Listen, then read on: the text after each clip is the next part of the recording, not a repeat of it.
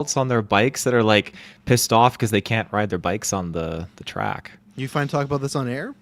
Because it's just a No one knows who I'm talking about. Children's bike. Okay. Well, yeah. Well, there's all I have the parents 2-year-olds. of the person right here. Yeah. They're all a bunch of 2 and 3-year-olds riding their bikes, and so they're crying. Like kids are like throwing themselves down like the hills. Because you guys know what I'm talking about. We were there filming. Now I know what you're talking about. Okay, yeah, Well, the just a couple one weeks ago. in Rutland, like across from the Y. No, it's like the dirt one. Remember where we parked and we went down to do the filming? Where we just filmed in last Rutland. time. Because we walk past it. There's a BMX track there. Oh, okay, I know the one. Yeah. Where Buddy So- had the RC car. Yes, yeah. So this is a birthday for 2 and 3-year-olds entertained in the BMX park. Yeah, that's Yeah. some tomfoolery right That's there. like a black. It's That's like just- a black diamond part. It's chaos. It is. It's there, and there's dog shit everywhere. It's like, what the fuck is going on? What are we doing? Were you there? I was there. I just got home like 2 minutes ago. Travis, you were totally right. You're 100% right. I told Madison I'm out at 10:40, and so I was like, bye. I I'm mean, gone. good on So you. tried to big- I thought for sure you weren't there, but Travis was like, no, I think he went. I was like, I don't know. He But tried to there big you go. time because this guy. Anyway, welcome He to made it After on 9. time, though. He made it He on did. time. Welcome Good to on After him. 9. I'm about to. After I send this little story, I'm going to send the links out. As usual, this is Call-In Show. You can join Phase 2. It's in the description there. Phase 2 and up and call in. For the first half an hour, we're just going to catch up, talk, shoot the shit with us and the patrons, the listeners, and have a good time. And then in the second hour, we're going to talk about Akira and Prisoners. Don't worry, you two did not have to watch Prisoners, but some of us did. I have to watch panicked there. I was like, what the fuck? I did. No, actually. no, Yeah, it's because I we did. panic. Yeah, we did our Oscar pool, and we were gonna, and Maddie, who picked it, can't even make it today, the bastard. So, but yeah, so anyone that had seen Hidalgo Prisoners, can't either, and he's the one that pitched the other yeah, movie. what's going on here? We'll have to interrogate them later. But so this is happening, right? And I always confirm the after nines are tough because we try our best. Dylan's like on vacation, and whatnot, so he's not joining today. But like we try our best to try and get as much of us on. So I confirm, like, hey, it's this time, 11 a.m. 11 a.m. might happen more recently just because we got some UK people, but we'll probably still do some morning and night ones in the future. So just look out. We try to maybe afternoon's the best so we can try and hit everybody. But as always, you can never hit everybody with after 9, right? But for us, like, okay, 11 is not. And then earlier in the week, Taylor's like, oh, what's that time again? He's like, nighttime cast, right? And Taylor always does this. He did this week as well when we went to go see food. We saw Fight Club, got food as well. When he wants something, he's not gonna be like, "Hey, what should we do?" It's, "Hey, what should we get?" I'm thinking this. I'm indirect. When we first talked about what we get for dinner, he pitched sushi, and that was about 3 weeks ago, 2-3 weeks ago. And then when we circled back to it, because we hadn't decided what we're gonna get, he's like, "Hey, what we doing tonight or tomorrow, boys?" I'm thinking sushi. So like the whole time he could just like, and he's trying to like make it sound like it's also our idea, but like, okay, he's pitching that. So same thing. I know that he knows in the back of his head knows that it's not a nighttime after 9. We've talked about this several I know. times. I go in there knowing. So he's just like, oh, nighttime after 9, right? I'm like, no, not at all. It's 11 a.m. You got to be there. So, and then Taylor, the big man, as he's like, oh, yeah, don't worry. Mason's going to go to that birthday. I'm all good. Oh, yeah. When Taylor's a I'm the couple man of the minutes- house. Are you? Where you were at this BMX party? Because Oh yeah, but I made it. I made it. You made it, but still, I knew you were still going in this party. This cursed, these cursed birthday parties you got to go to. It's reoccurring. And there's podcasts going on. Madison like 2 days prior, like, all right, we got a kid's birthday this weekend. What we're going to, like, oh, okay, always a kid's birthday going on. All these kids that are like not even gonna be relevant in 5 years or 2 years or whatever. Well, to your family. I'm not gonna To say my nothing. family, yeah, to my family. Yeah. Correction. Taylor sound like a mass murderer or something like that. It's all gonna be over by then. Yeah, or like an extinction believer. But like that's and all I ask is the only cast I need Taylor for is the boys and this. The other ones he missed. He missed Daredevil. He can miss News. Off season on Euphoria. But After 9 is always ones like, yeah, you can miss any other ones. And I know it's on the weekend, but for the don't miss patrons. this one. You know, exactly. It's for the patrons. We try our best to get everybody together. That's why we always try and select certain dates when it's like, oh, why are you guys doing that time? It's like, well, that's when we got the most of us together because weekends are hard. I feel like we tried in the past to do them on Friday nights, but I feel like people were usually busy and stuff because Friday nights people are either working or get the weekend coming up. So, it's never perfect. Yeah. You never know. So, It's true. yeah. How's it going? Good. Yeah, really good. I had a hectic weekend, just whole week pretty much. Friday was a nice day though, and then Hidalgo's lady's birthday was last weekend, but we went out for pizza and drinks at Jackknife. You last said, but night, we and went then- out? Why'd you say but? You made it sound like it was her birthday, but you It guys was her instead. birthday. last weekend. Oh, But- that's the. But you went out In on lieu a of. separate event. Yeah, you didn't and go to her dog go, birthday. They were with Happy their birthday! family. And he left the door. They were Happy with their birthday. family last weekend. Yeah, He yeah. doesn't live here. And then, yeah, we got together, and that was fun. Went to Parlor Ice Cream. You guys ever been there? No. Downtown? Oh, actually, downtown. Yeah, one time Yeah. a while back ago. Yeah. Pretty good. Couple They don't have times. bubble gum, which I was pretty devastated by. But I got, because I'm a bubble gum guy. I'm usually Okay. bubble gum strawberry.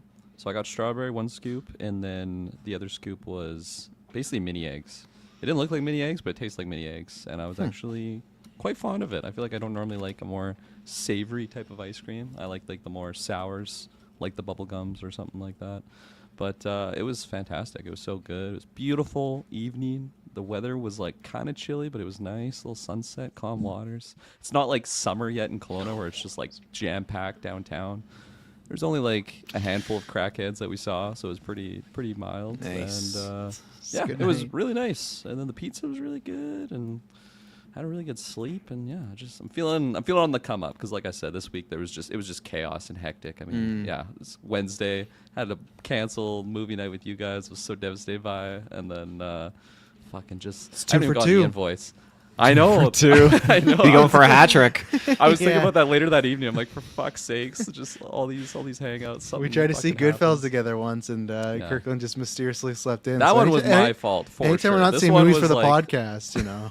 This one was like exterior threats to this event not happening, but last time was totally me dropping the ball. But yeah, I haven't got the invoice yet for that part, but it's fixed now, which is great. Yeah. Look at me, I'm in my office with a hoodie on because the AC's working, and it's just like nice. My sleeps have been so much better because I'm a hot sleeper. Like sometimes I just wake up just drenched in sweat and Just wearing haven't had pants sleep and a naked. sweater when you go to sleep. Yeah. Two No, blankets. Like even then, I could go commando and I'm just cooking. I don't know what Wow. it is. I'm just like a radiator. Are you still sometimes, using a but, blanket? Well, it's cozy, sometimes. you gotta have the blanket. But like, gotta have the but like blanket. Gotta the have the worst is I go to sleep, no blanket, and then I wake up like 2, just absolutely frozen, Just like, ice cold. yeah. Yeah, I'm like Sub-Zero or something. But Do you still go No. commando, Travis?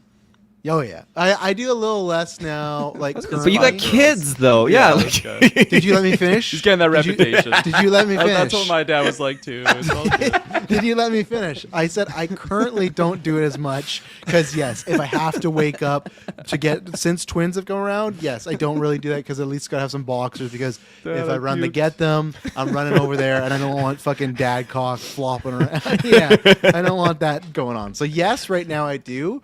Maybe early in the nights I don't, but I'll have shorts or boxers close near. But if I can, or if I know Emily's waking up, I will go in the commandos because again, unless there's an intruder, I usually have time to like throw on some at least boxers or shorts It's on first healthier. and then It's a go. healthier So, option, they say, because your body's like cooler, so it sleeps better. I don't know. Good. There's some science in there. I think There I you read go. a headline of an article once. yeah, I wrote it. I sent it to you. Look at this guy thinks. And I just read the article and believed you. I'm like, Yeah, okay, it's probably a legit thing. genius. Taylor, then you're avoiding birthdays. What else got going on?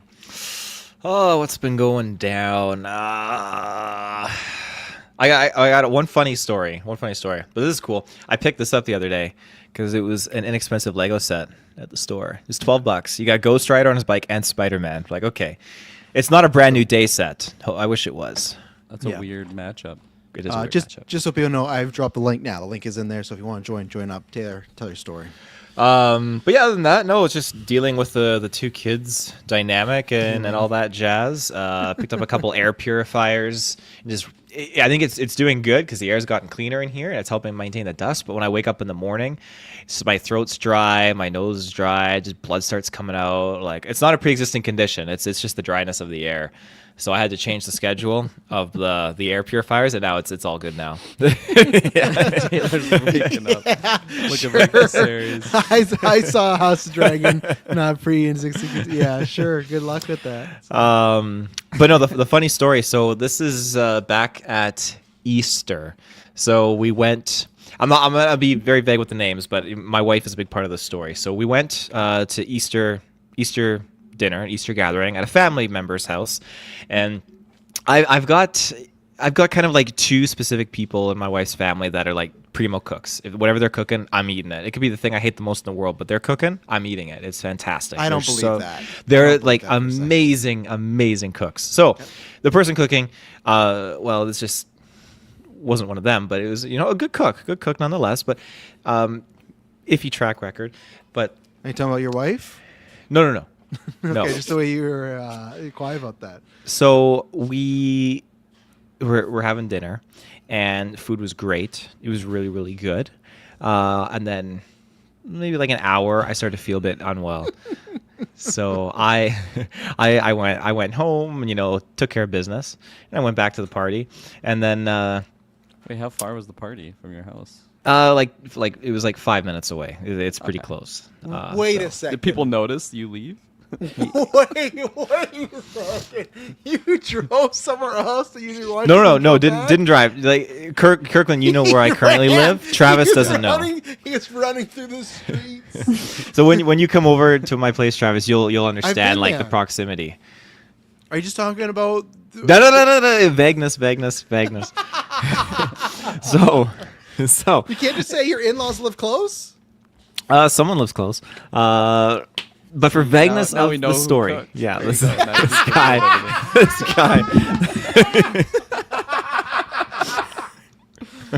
Yeah. Travis wishes he has that other image to pull up. Yeah. Oh my god. Huh? Isn't that right? They're watching you're- live So- right now, too. Yeah. I knew you shouldn't have married him.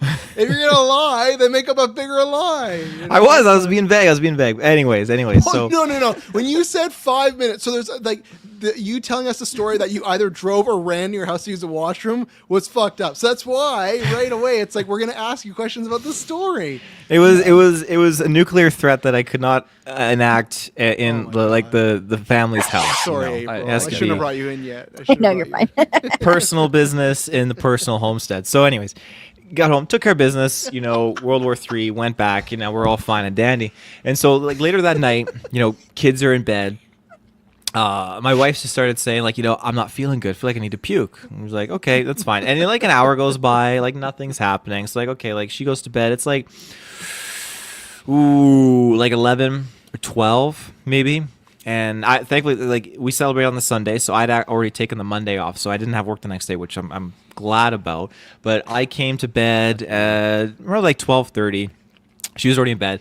The little guy was just not sleeping very well, so we took him out of the bassinet, and he was co-sleeping with us. And so then I laid down, and then my wife's like, oh, maybe give me some Tylenol. I got a headache. I'm just not feeling great. So I got her some Tylenol.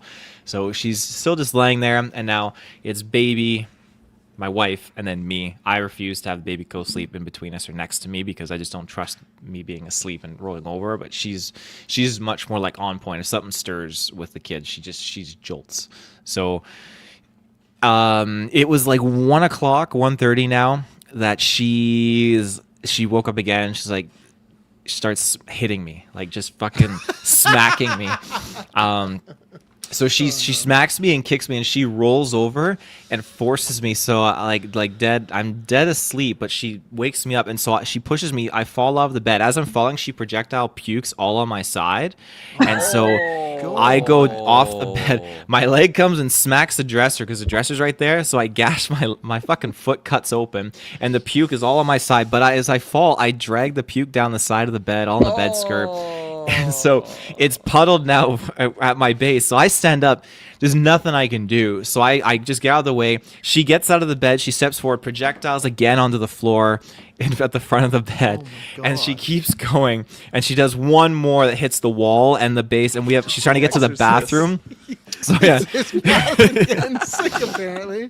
Like, She does one more projectile on the floor and then up on the wall trying to get to the bathroom, and then she goes in there and she's walking through it and treading through it, and I'm like, I'm just standing there, and it's pitch black in our room, but you just hear and it's like, oh god. Well, Cedric, he was still awake, and he had like 1-2 little specks on his side of his like where his feet were, but he was awake now, and he was just super chill, just having a great time. But yeah, it was all over the place. It was all over the place. So she's looking at me. She's like, Taylor, I'm so sorry. I'm like, what do you have to be sorry about? So I told her, just go get in the shower and I'll clean this up. She's like, I can do it. I can do it. I'm like, Madison, I'm not making you clean up your goddamn mess. Like, come on. Taylor So packed up the kids and left. yeah, just That's the left her story. there. He's like, I'm a single dad now. So I left I'm after the puke. I'm glad that my daughter was a good sleeper because she was dead asleep in her room. But then Cedric, he was on our bed on the side that was puke free, and he was awake the whole time. Just like we turned the lights on, he didn't cry. He was there for at least an hour, chill, letting us do our thing. So Madison just went in the shower, cleaned, and then I was just like, I put on like paper towel slippers, so I was like not getting super dirty feet, and I could step.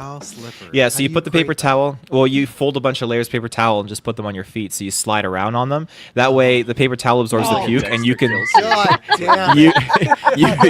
you can step off, and your feet will be dry. So.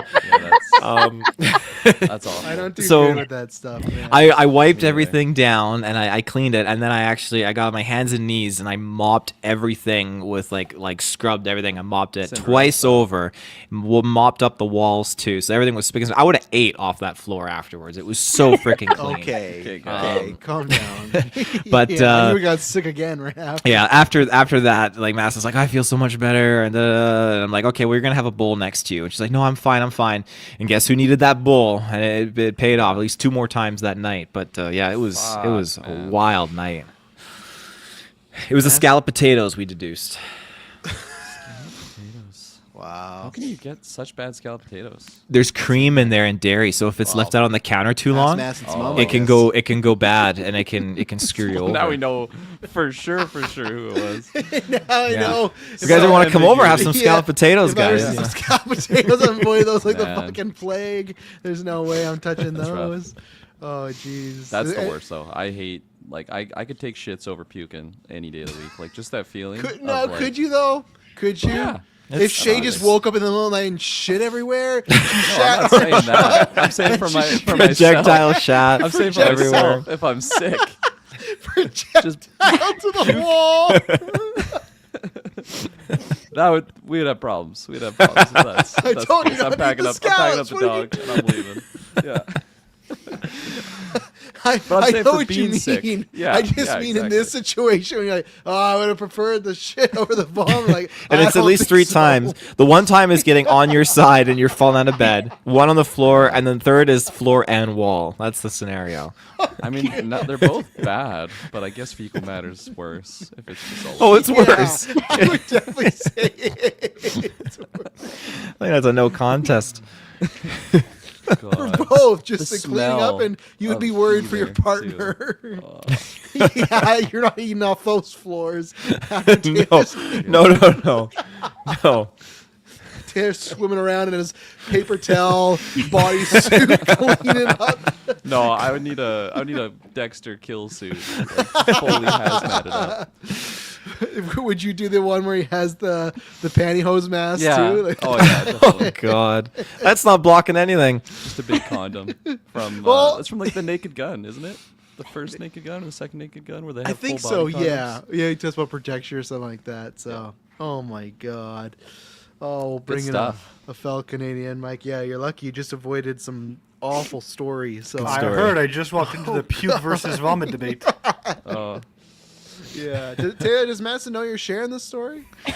Well, she knows I was telling like everyone about it. I was telling her family members and whatnot. That's different. she didn't know That's he was dropping different. names. He To didn't- hundreds of thousands. Yeah, hundreds. It's. I told her it's a people know. story that we can laugh about now that it's done, because I think it's pretty funny. Yeah, if it was the shits like Kirkland was pitching, not so much. I wouldn't be telling anyone if it was a shit. So that's. If it's that's shits, you're brutal. telling people it's puke. That's shit everywhere. Oh yeah, that's no. I luckily because Emily's ECD, I can lock in and deal with that stuff when I have to, but I do not like fecal matter. Not as bad. Vomit, I can't deal. Like I can watch all the Terrifiers. If Saw, she does whatever. that, you leave like, all right, you're step up, Emily. No, most times she'll tell me to leave. She knows because I might get sick. She's like, just don't worry about it. Get out of here. Like, I'll go do something else to help out. Because I just like it. Same thing.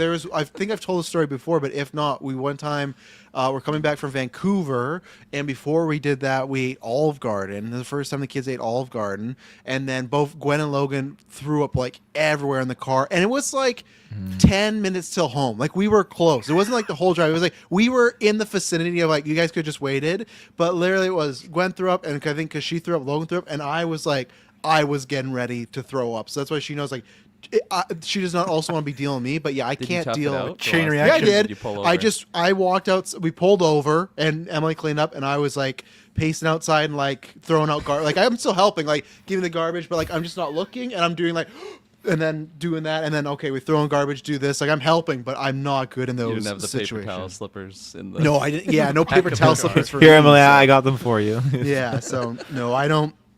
Kudos to everybody. Again, I could watch all the gross Kirkland. You can't watch the Saw stuff. I could watch all that. I can deal like blood, no issue. Is it anything looking like that. at it? Is it the contact touching it, or the smell that gets you? I think all of it's Oh. bad. The The sound is pretty bad too. The sound's bad too. Like, it just encapsulates everything being bad. I don't like the squishiness. The smell is just oh god. It's and that's probably not a big reason, but that's why I think me not drinking is probably one of the reasons. If there's like a Mount Rushmore of reasons, that's on there, because I don't like personally throwing up either. I think that's the worst. Like, if you're that throw up when you're just hunkered on a toilet and you're just going like, that is awful, and you can feel, and it never goes away. You can drink water, but you gotta like wait a whole day. And when you know feel, it's coming, and it's like, oh, this is like. you're just waiting. Now. Yeah, This is awful. It's like Freddy Krueger in a fucking dream. Like, you don't know anything to pop up, but you know he's gonna come and get you, and like you just, I think I'm good, and then and it's awful. So that's And why then it like, continues because when you don't have anything left, you're just dry heaving, and you can feel your yeah. insides just like pumping. bile coming Oh, out. that's awful. Yeah. and luckily I've never been possessed, but like I feel like that has to be like the closest to, because it is a thing like when you have to throw up, it just your whole body is like I'm turning into a werewolf when it happens. Like, you can't control it. I'm not one of those like those sports guys that like they'll throw up and then go right back to the game. Like, that's not me, man. I'm down for the 5 count. Like, I'm not just like like Gandalf in that one movie when he's like, "Kill me." We just. you mean just Dumbledore? dying. You mean Dumbledore, Oh yeah. yeah, yeah. Mixing the wizards. I don't remember Gandalf saying that. That's an extended scene.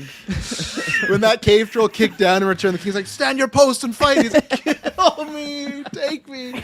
But yeah, That's no, actually it's what he like said that. before you fell down the cliff. Yeah, kill me. He didn't say "fly, you fools" in the real version. He said "kill me," and then he's gone. But yeah, I just everything about that. No, thank you. No, thank you. Why are Sir. we talking about this? Because Taylor's like, I got a funny story, and then he decided to oust 20 his minutes later. his Yeah. mom-in-law's cooking, and then Madison's night of horror. She's still waking up in the middle of the night having PTSD about, but Taylor's getting a laugh. She still wakes over up her. screaming and kicking me out of bed. Yeah. Oh gosh. Well, I didn't give you a full introduction because April came in the middle of this horrific story as well. But April, how's it going? How's life been? You're not getting sick or anything recently? No, Good. nothing like that in my life. Thank goodness. I was That's not good. expecting it to start like that today. No, not me either. But Taylor's like, I got a story. I never know where it's going. So, Mike, how's it going as well? I'm doing pretty good. I actually did throw up not too long ago. Like, I think in early March. Scallop potatoes, they get you. No, it was some kind of vibe. The whole family got it, and I remember because I spent the whole day going in and out of the toilet, and it was the same weekend Scream 7 came out, so I was listening to Scream 7 reviews from different YouTube channels while I was throwing It's a up. wild What a combo. horrific weekend. Yeah, being sick and Screen 7 reviews. That's something. Yeah, that's the worst when either someone has just recently been sick or you find out after the fact a family gathering been sick. You're like, oh no, it's gonna travel. And like a lot, especially in my family, it sucks because like having 7 of us here, just once it's linked on, like it's gonna pass over. It's one of those two for us. It sucks because I've been in the situation where it's like we start off sick and then goes all the way around, and then you get sick again because like the bug's just stuck around. And that's the worst. Like I'll be sick once, fine, but to get sick again from like the similar bug, it's like you gotta be kidding me. I thought we got past this, you know? So Usually the second time's not as bad though. So at no, least that- yeah. Luckily, it's just like you feel a little bit off, but yeah. Okay, so yeah, there you go. Yeah, and what about what do you got plans for this weekend coming up? Mike, you got anything? Watch some movies? Hanging out with anybody? Doing something? No, pretty quiet weekend. Just staying at home, reading some comics. Gonna watch that Peaky Blinders movie tonight. finally. Oh, Nice. okay. Yeah, right. Because you've I seen still the haven't show, that, right? Actually. Yes, I did see the show. Actually, I watched the first 5 seasons a long time ago, and then the last season I put off until like last month. I watched that, and now I'm gonna watch the movie. So. Oh, okay. There you go. Actually, I could have said Kirkland's like 0 for 2, but that's another one. He was supposed to join me during the Peaky Blinders movie and also couldn't make it out. I don't think I committed to that though. I think it was like. Oh, we'll see. no. I got text. Do you want me to pull up the receipts if you text me saying you can't make it? No, I want to see them first before you pull them up. It only counts if looking we're at getting receipts. food first or during. Yeah, and there you then go. followed by Thanks, trailer. Taylor. or the Thanks, video. Taylor. I brought him Late night. scalloped potatoes. I had them sitting. We were going to eat them during the movie. We're out in Mike, the guys, car all day. yeah, they've been sitting there. Because I'm gonna ask April about this. I saw your review of Undertone. It feels like you, me, and Maddie are like in the same. I'm like a 0.5 lower than you guys, but still, I feel like we're in that same vicinity of. I'm not gonna blame you, April, because I feel like you talk about the right amount. I feel like just like when I see just multiple critics do like one of the scariest movies I've seen, and I was like, okay, I'm thinking something really great here, and like it was a good enough time, but I was a little underwhelmed. No, I pun think I intended, liked but- it a lot more than you and Meg because I was going in expecting to not like it because I heard a lot of comparisons to Paranormal Activity, which is a franchise I kind of hate. Yeah, me too. But to me, it And works. he's doing that next, so it's kind of perfect. Yeah. Well, not really, because I would rather him do an Undertone Dune because the way Yeah. the effect works, to me, and maybe it's because I'm more of an auditory person than a visual person, it worked better to me with the creepy sounds instead of just a door opening and closing. So that's Yeah. why I give it more credit for that, which is why I gave it a 3 out of 5. So yeah, I came away with it more positive than I thought it would be. It was a high 3 out of 5 for me. Okay, I wasn't sure because I saw that 3, and to me 3 is like a top of the sport. It's like a 6.5 or something. Yeah. So April, because I don't think we've talked because we didn't get to do one in March. What have you watched recently that you like? Because you're always watching a lot of stuff. Obviously, there's Undertone, and then what are you looking forward to? Because obviously you saw Hokum, but before Hokum in May, what would have been the one if someone said, "Hey, you could only see one of these"? Because you got like Backrooms, you got Passenger, you got Hokum. There's another one I'm missing. I know there's 4. Obsession for sure would be my pick. Right, Obsession. Yeah, what is the one Yeah. you're looking most forward to this month? Obviously, like I said, you saw Hokum, so a little bit of a no. cheat there, but It would have been Hokum, but yeah, no, it's definitely Yeah. Obsession.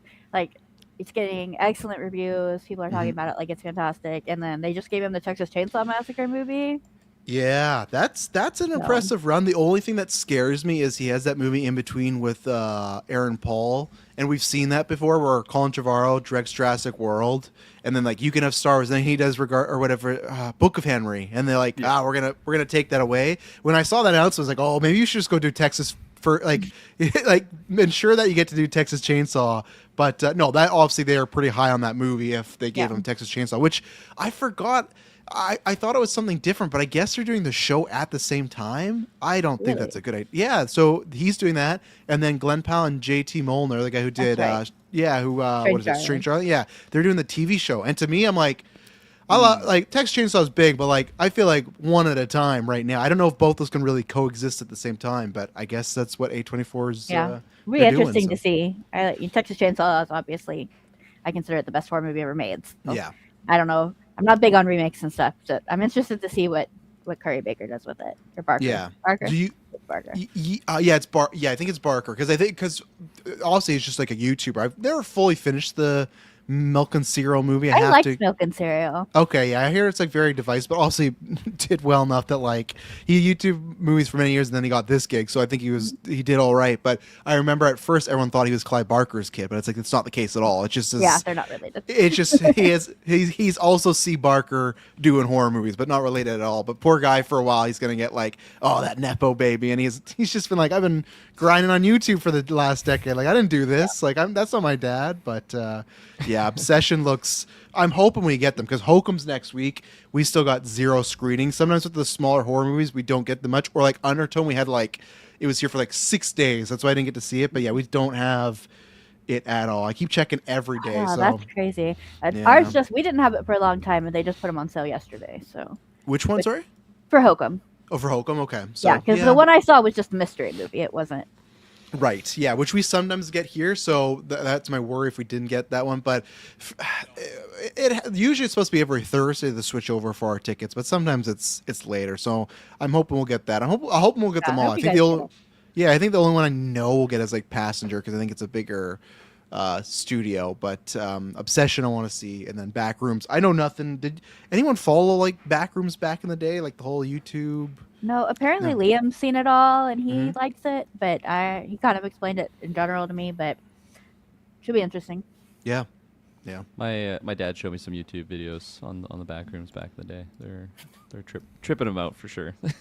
Did you tell him there's a movie now too? Oh yeah, definitely. I think we will watch it at some point. But yeah. we'll Yeah, see. no, I think that the movie's like going to be in all like canon of that show and everything, or whatever those Yeah, shorts because and it's the stuff. creator so. that made the movie, so Yeah, Oh, he's okay. like super young and just like Yeah. killing it right now. he's like so 19. It's crazy. yeah, so yeah, no, Okay. I never. And that's where, like I said, I'm always the worst with this stuff. I'm gonna be like, oh yeah, they're adapting Backrooms, and I'm like, up until this announcement, never heard of this in my life, and I feel like it should have popped on my algorithm at some point for I like Yeah. horror movies and horror trailers, but I'd never ever heard of this. That's why it's like, man, there's so many channels and people out there that are just doing stuff and hugely popular that I've never even heard of. You know, like I said, I've said this before. I didn't know who Mr. Beast was till like a year and a half ago, and that's just because like Me he too. popped up on my TV screen. It's like, oh, he's done this, this, and this. My sister's telling me, I'm like, oh, okay, never ever heard of this guy, but I guess he's like a millionaire, billionaire. So it's like, okay, I mean, look I at guess so. Markiplier. Guy comes out with a $51 million grossing horror movie. yeah. But No one knew who Markiplier's he been was. around forever. I didn't know who that was. I mean, either. Yeah, well, I knew who he was. I used to watch him back in the day, but Yeah, I don't knew know. who I it have was, too. a 14-year-old, so I get like Right. secondhand. Yeah, you look at this, mom. Yeah, like, and I think once I saw his face, I feel like I remember seeing maybe a few like meme images, but He's just got like a great voice. He's got a great radio voice. That guy. Does he? It's very Okay. So deep yeah, and yeah. that's where it's like, oh, okay, I think I've seen this guy around, but no, he announced this week he's gonna self-distribute the VOD and the whatever sells and stuff too. So that's cool. I think he says doing it through YouTube, which I think just makes sense. But like, I don't know why he wouldn't. I guess if they did that with the movie, right? Like, I guess I'm sure they're gonna do VOD with other markets. But he already, if you look at the company, it's already called like Markiplier Studios or whatever. So he's all trademarked that and everything. So may as well. He doesn't need. It's like, again, it's obviously a much bigger scale. But when Swift did that with the concert movie, it's like, I feel like. I thought we were going to see a lot more of that, and I think we will. I'm surprised how many of the people that are doing these things still go to like, I guess because they know the system and everything. But if you figure it out, you can get more money if you just kind of cut the like some of these studios are just middlemen, right? Like even with F1 last year, that's an Apple movie. They really just went to Warner Bros. Be like, hey, could you just like distribute this for us and deal with it? But really, it's like they could have made all that money themselves, but they have enough money, they don't care, right? So I mean, there's got to be like a big gamble case there, because if you do True. self-distribute, I mean, not everyone's a Markiplier. I mean, look at Chris Stuckman. He did his, and I think it just barely made a profit, but he had a much Yeah. harder road trying to get all the financing for that than Markiplier. Yeah, did. that was a lot of like, not GoFundMe. What's the other one? the Kickstarter, yeah, Yeah. that's how it started, and then they gave him like another additional million. But even then, Yeah. like budget was like 1 to 1.4, made 8 million. So like. Yeah, it did good. Yeah. Yeah, It's all right. I like it. Again, I think some people went really hard on it, but I actually rewatched it a couple weeks ago because I think the first act of that movie is really good. I enjoy it quite a bit. It definitely starts to like slowly go downhill, but it's also the guy's like first major movie. It's not like he's even self-admitted like, hey, I learned a lot, did a lot of stuff. So it's like, and a lot of people's first movie. That's what I liked about Curry Barker. They were interviewing him at the festival he just did to promote this. He's like, oh, my friends tell me to go make movies, they don't. He's like, oh, go out there and go make like 5 or 6 like shitty movies, and then just keep doing it, and eventually you'll learn stuff, So, but let's see. Oh, April, I'm curious. What did you think of Mother Mary? I saw that. you Yeah, saw it I on, was going to tell you specifically. I think you would like it. Okay, So- I'm excited for it because he did Green Knight. Love that movie. Love the Ghost Yeah. Story. So as long as he's good. not making a Disney live action remake, what's his name? I can't remember what his name is. David Lowery. That's it. Yeah, David Lowery, Lowery. okay. Yeah. Directed an episode Yeah. of Scouts and Crew as well. Yeah. He's got that going on. Yeah, I'm glad you're a Green Knight truther. Taylor, it's, Kirkland, Dylan all me fucked me too. and I Gold love Geeks Green that year. Knight. So Yeah. it's all good. It's all vibes, like, and it's Yeah. really just Michaela Cole and Anne Hathaway for like 99% of the movie. Does Anne Hathaway sing in it? Yes, Okay. several all right. times. All right. Good. Yes, Okay. she's great. I need to go find the soundtrack. There you go. Well, we'll Yeah. bring in another person. Hancy, how's it going? Hey, it's going good. Nice. What do you got going up? You got a slight echo, I think. Oh, do I? Yeah. Yeah. You don't have any headphones in. Is that what it is? Is that what I'm hearing myself? I will fix it. Yeah, I'll meet you for now. Yeah, but no, I would want to see Mother Mary at some point. I think we got those, but yeah. Taylor, you excited for Prada next week? Is anyone else going to Prada like Taylor? I haven't seen I the might. first one. Go see it. Go see it, guys. Why do you have like a cell? Like, Yeah, what? do you have stocks in it? Like why? Yeah, I put all my life savings on it on Oh that, no, you that do betting because site. you have it in the draft, right? I do have it in With the an draft, That's yeah. why he wants us to see it. Yeah, 'cause But that he- aside, it's just gonna be a dang good movie. you I don't Meryl know. think I might watch Streep, it Anne first one. Hathaway, Emily Blunt, all those OGs. Oh my god, Stanley Tucci. Stanley Tucci is just can't go wrong with the Tucci. I think they just call him the Tooch. They don't call him The the Tooch? Tucci. Like it's His inner Stanley- circle calls him the Tooch. I'm not in the inner circle. So he's the Tucci to you? He's the Tucci to me. Yeah. No, I'll see that on VOD. I've not seen the first one in many moons. I don't. How long I've seen it, I can't even remember if I liked it or disliked it. Like I've literally it was on TV. And I just consumed it, and then it never. Your taste have probably shifted so much since then. I mean, I know that when I saw Yeah. it when I was younger, I probably hated it, but if I watched it now, I'd probably like it a lot more. That's true. Yeah, I bet I probably would enjoy it. I hear good things about it. I have no reason Yeah. not to watch. I just have never. I guess it's not been like I guess this will give me a reason to watch it at some point. But I asked Emily. I said, "Hey, do you want to see this in theaters?" And she said, "Not really." So I went, okay, that dictated my decision. So Well, I It's a hope it yearly does well watch. because it's not a type of movie that you see do well at the box office often nowadays. So if it does well, of course, it's a sequel to a popular movie, Yeah. but it's not a big budget superhero sci-fi movie. Seeing that there, I think it would be good for the health of the theater if it does well. oh yeah, and like we talked about in the Discord many times, that's like the fake movie King poster, like that sequel to like that would happen all the time on Facebook, seeing those fake posters. So, all right, Hansi, take two. All right. Is that better? You're good. We Okay. can hear you. There's no Glorious. echo. I don't hear myself. You're good. Okay. You- yeah, you I see- feel like yeah, go ahead. I Am Legend 2 was also one of the kings Yes. of fake Oh, Facebook yeah. posters. Yeah. Yeah. Because and it was a they're- cliffhanger, right? they're- I feel like the cliffhanger endings. Well, he died. What, Well, like, in one of the like, endings. But okay, Yeah, like, that's- The daughter or I knew they were whatever, gonna hit like me the with little this. girl, like gets to the sanctuary. Like, I Yes. feel like there's still some more meat on the bone there. Sure, but in every ending that played in the theaters, Taylor, what was the ending? I have no idea. I Will don't Smith remember. died. The DVD His wife was died. the alternate ending. Yeah. So I hate everyone's like, well, this. I know it's the better ending. I know that's why they're making the movie and everything. But I think it's these fake posters that I think have pushed them to make the sequel. Well, that and just Will Smith, just like. He needs Just to give me win. anything.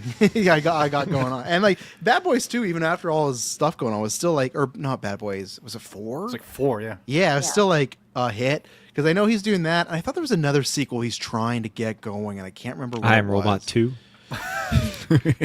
Does he survive in that? I haven't seen that in so long. He's probably Oh, wishing I they Am make Robot. Aladdin I think too. it's just That's what I he Am wants. Robot. I thought thought they they were were doing making Aladdin Aladdin too. too. Yeah. Who knows nowadays? They said they were making a Hercules like 5 years ago. That we've heard nothing about that. Well, apparently it's changed because the they're Rooster was making doing Blade, that. too? They're making Blade's happening. Okay, stop. Blade's gonna happen. not happening. Blade's gonna happen. Apparently, Mike, that's turned into like a Hades movie. The What? rumor is, yeah, you're gonna hate this, and Clay somewhere in his car is gonna yell like long legs. The reason they're doing this is because you know how they're adding all those villain park stuff going on. I guess there's like a edict that they want to make more villain Disney movies, so that'll like fuel the park because they're making a whole new like Disney's villains. So that's why they want to make this Hades movie now instead of Hercules. So which is good because I remember when Russo's talked about, they're like, oh, we want to incorporate like the TikTok generation. Everyone's like, what's going on? Yeah. Like, It was what's the happening Russos. now? I thought it was Guy Ritchie that was supposed to make Hercules. I think Russo's were producing it. So Oh, maybe Guy got okay. Guy's become like a paycheck director. And He's just- up for anything. Yeah. Yeah, he's up for anything. So, but yeah, I Am Legend. That's happening. So people, those again, we're in the time now that generations grown up that wanted those Facebook posters, and they're like, do them, make them. Prada 2, that. I'm trying to think what other ones are. They already did Halloween, like bring Jamie Lee back. That I always saw around. What else is out there? I'm trying to think. Yeah, I was gonna say, is there like a Reddit for like top Facebook movie posters, fake ones? If anyone would know, it'd be I feel like a S-Bubs. Home Alone. I was gonna poster say with, like, the old Beetlejuice Macaulay too. Culkin. Beetlejuice too was. Well, the they, one. Yeah, Beetlejuice 2 that's for it. sure. Home Alone, like I'm R.I.P. to Catherine Hare. They had their shot and they missed it. I know they can still do it with Macaulay, but like you needed her. Like to me, you needed her as well. I'm at that stage now where I'm like, whatever. I don't need it anymore. I wouldn't need her back. I needed her back. So Halloween Town 4. Halloween Town 4. Mike, is that just a you one? No, I I feel like know that I one see too, it. Mike. Yeah, Trying to yeah. put that out there. Top fake trying to movie think. posters. Honestly, though, the other one, because they do keep Like my talking. dad has sent me.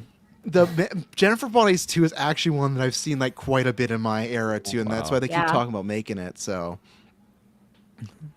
apparently, one of them's like The Martian too, but I don't. I don't. We got that. It's called Project Hail Mary. Yeah. Yeah. I don't think he's. I feel going like back up now there. I see more people get fooled by like Will Smith. There's his next movie. Like the AI and stuff. Yeah, I feel like people get fooled more for like fake trailers for stuff that's like actually coming out than just like full on like fake. Like I remember my dad sending me like a bunch of like after like Squid Game season 1, like Oh, a yeah. month after it ended, he's like, look, like they just released like the trailer for season 2, and it was just like a bunch of clips from like a bunch of random movies. Oh, I always when that happens with my parents or whatnot, I'm just like, man, this is gonna be me in like 50 years. I'm gonna be showing somebody like the fake trailer, whatever the next AI. Well, we'll probably be dead because AI is gonna this? take over and What do we got whatever. here? Oh, this was ones that are just right now like top AI posters, I guess, going on. Like, I think is that supposed to be John I think it's Cena. Cena. Which It says Cena at the top. who's that on the right? That's Josh Brolin. That is Schwarzenegger. not That Arnold looks like Schwarzenegger. more Yeah, like Josh Josh Brolin. Yeah. Not Arnold Schwarzenegger at all. And even then, that's like a ghostly version of John Cena. Like, there's something missing there. John Turner. The Departed 2. I don't even actually know who any of these fucking I was people just looking are. at that That's now. Michael Shannon on the left, isn't it? Oh, I take Is that. it? Michael Shannon. Hell yeah. Okay, and I think Gotta that's be. supposed to be Leo, but think it's again, Leo. The guy on the kinda right looks also like kind of too. looks like Leo. yeah, he's playing twins. It's triplets, you know. It's Braveheart 2. You got Mel Gibson looking Oh, jacked. You got Click 2, which is like, I No.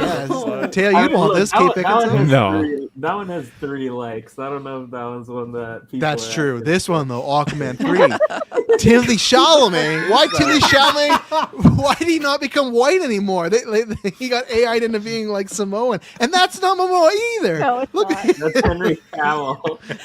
yeah, these are like the AI bad ones are like when you see the knockoff movies that are like really made when it's like the Justice Avenger League or whatnot, and it's an actor that looks like it. That yeah, that's who that is right there. Like when they had the No Way Home posters of Toby with like a white beard and like Yes. Yeah. Oh yeah, they made him super old. Again, Need for Speed 2. Who the fuck is this guy on the right? Who is that? And Vin's not even in Need for Speed 1. So like, I don't know what's going It's not on Fast and here. Furious. The Equalizer 4. Keanu's looking rough, man. I don't know. So old. And That could have happened though. that could. I think that's supposed to be Forrest Whitaker, maybe down there. Oh, that can't be You Forrest. will help them like that one. I don't know. Yeah, I don't even know who. I think Transformers Oh 8. no. Rise of And then the That caption looks says like the that looks like the big transporter. dog with the blue eyes. it does say the Transporter 3. Taylor, did you make this one? No. God, no. Okay, I just want to know who that is. But then Transporter 5. Apparently, that's supposed to be Jason Statham. But yeah, I'm trying to find like an actual like the Facebook like the bad Photoshop ones. But now it is just like a bunch of AI nowadays. My of dad course, sent me an AI trailer for a Jason Statham movie where he turns into a lizard or something. And I was like, no way. I think I know what Jason Statham movies are coming out. And I saw that and I was like, immediately in the first 5 seconds, I was like, no, this is fake. That's too creative for Jason Statham. Yeah, I just lizard. found one, the Goonies too. Oh yeah, Oh, that's yeah. all. That'd be a good Yeah, one. that's always around. Which they are. They have not officially announced it. They are working on it. I don't know if it's going to happen because I wonder if they're going to see how Gremlins 3 goes because they're doing that one. Wasn't there a and talk for like a Stand By Me sequel or something like that? that'd be awful. What, they're Some old. of They're them old look and find a good. body I know. again. Well, it's like Like- Goonies, the same thing. They're all old now. Yeah, but at least that you can believe like they have kids and their kids grow up, adventure, and want to go on some sort of journey. Like, what do you do with Stand By Same. Me the sequel? Same thing. They have kids. And they find a dead body Kids again. find a dead body. yeah. Yeah. Yeah. That's Train there's something sequence. wrong then if this Yeah. these people keep finding. So one of them is a murderer at that point. You know. So- I got another one. Elf 2. Yeah, Elf 2, Yes. yeah. But that'll never happen because apparently Favreau and Will Ferrell just fucking hate each other. That's the rumor that they just like hate. Yeah, they hated doing that movie together, and they just like had different visions, and then it's over. So yeah, it's like that. Same thing. Will Ferrell and Adam McKay, they don't work together anymore because I can't remember what happened. It was in that Sports Time show where it's about the Los Angeles Lakers and the Celtics, that whole thing, and John C. Reilly played one of the coaches. But I guess Will Ferrell for years had talked about how he really wanted that role, and I guess Adam McKay went to John C. Reilly, and I guess Will Ferrell was like, "Fuck you, man! Like that was like my dream role, and you didn't even offer it to me." And I guess they're just not friends anymore because he really wanted to play like the coach on the, and it got canceled after one season too. So like their friendships burned over this like canceled HBO show that no one even knows. I think it's like Winning Time or Sports Time or something like that. Yeah. But yeah, but I think I heard still could see Elf apparently that 2. show is like really good. Like I seen like I always see like big like NBA fans be like, I can't believe they cancel this show and stuff. Yeah, I hear good things about it, but I never got around to checking it out. So I found another one that actually is happening, which is just a bunch of like a new Mummy movie with like Brendan Fraser. Like Yeah. that was the top one. And That was that a one good actually- one. Yeah. Yeah. my posts have been favor about the AIs after when it's them on set like working on it, and the ones I shared in the Discord, and they're just like for some reason they're reading over the script, and the guy who's the guy Taylor from Resident Evil we always talk about. What's his name again in Mummy? What's he a part of? Here you go, guys.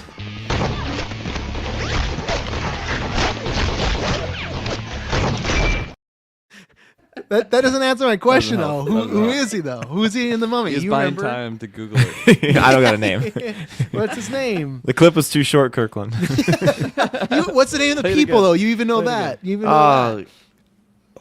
What is his name? The over Magi. there? Carlos. Magi. Yeah, the Magi. The Magi. His name's not Carlos in the Mummy. I'm not talking. No, about in Resident Evil. Did you see how he pivot? What's his? Oh, well, it's Carlos. I'm not talking about Resident Evil. Yes, it's the Magi. And then, anyways, it'll be like him and Brendan Fraser reading the script, and they're on their full like cast outfits. It's like, why are they showing up at Universal Studios dressed as like the Magi and whatnot? But I gotta find it. Hey, I'm excited that movie got moved up to next year. Oh, I cannot.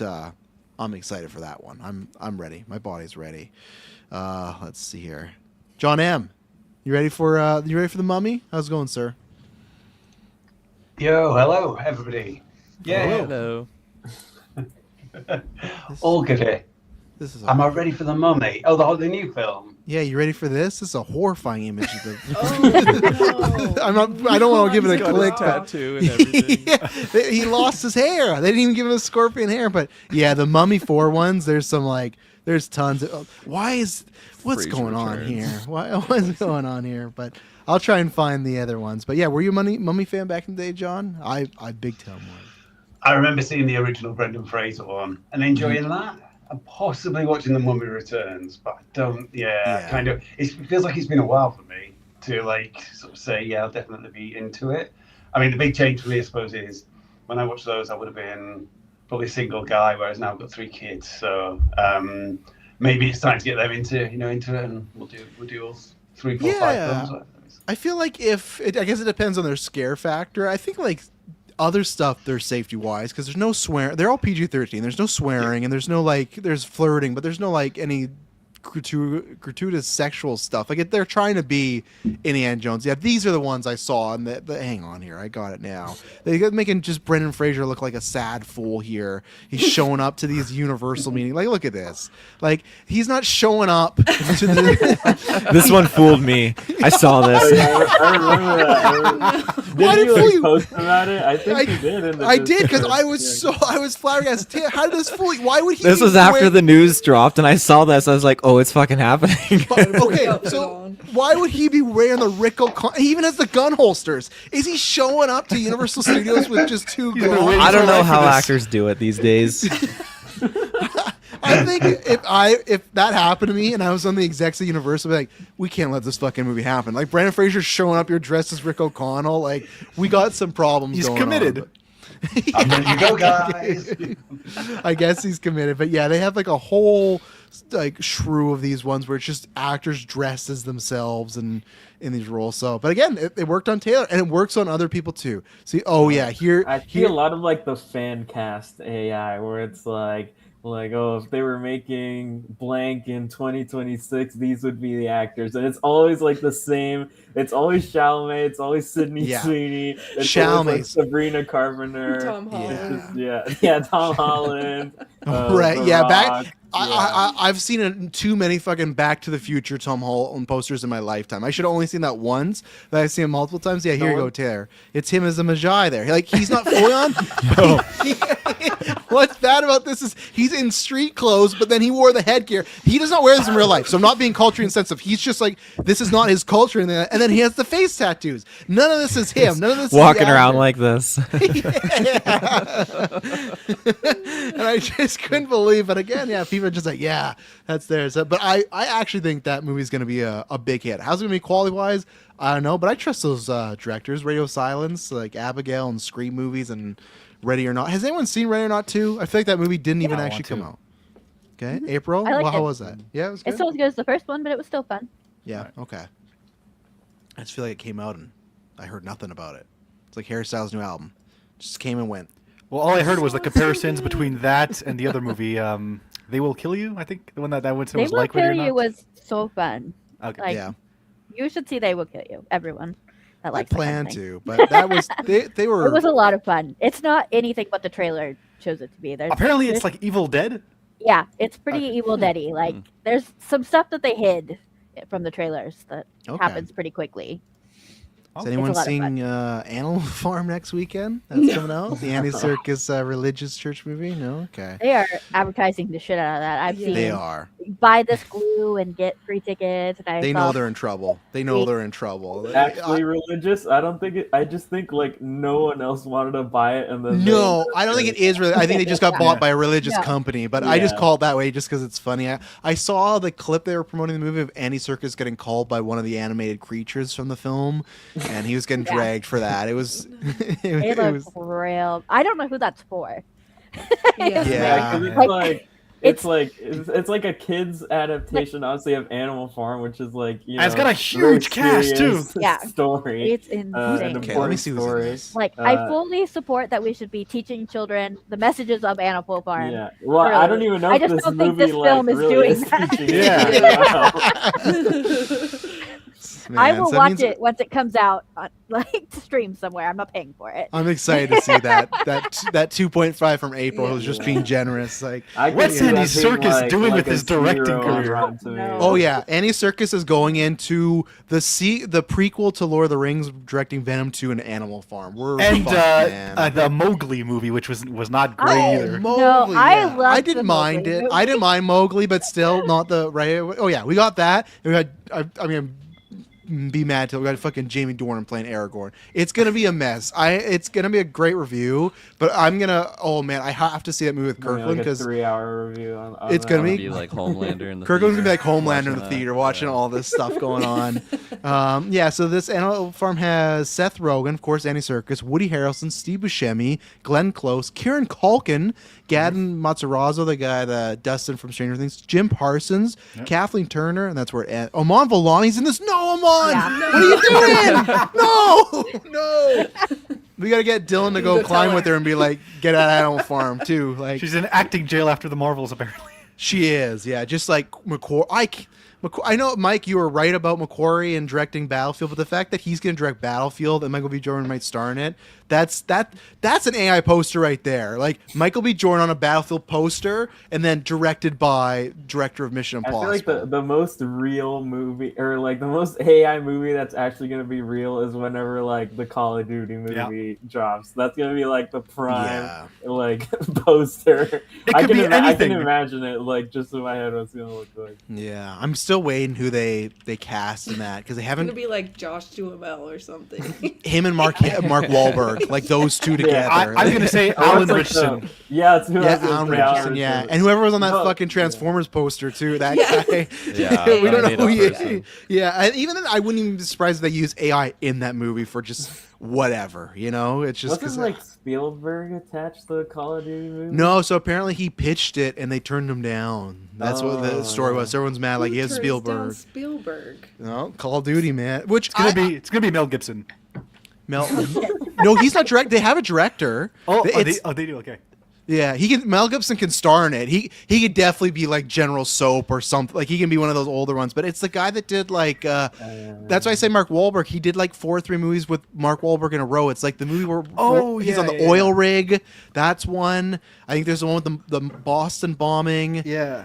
There's another movie he did too, where it's just if Mark Wahlberg and him got together and just made like 6 out of 10 movies for like 5 years, and then like what Mark Soul Wahlberg's Survivor up to too, now? I think. Or, Yeah. And what's he up to now? I saw him on Amazon the other day. He's on some movie named Ball, Oh, and that it's him. ball movie. It's him and Paul Walter Hallson, and they're on top of like a soccer ball, and they're like, "I'm gonna bring up this poster." It feels like a Tropic Thunder I fake watched movie. the trailer for it because Oh, it it's popped Balls up. Up. it's Yeah. a Fairley Brothers movie, right? Oh, I wish it was just From the team balls. that brought us Ricky Stanicki, I think.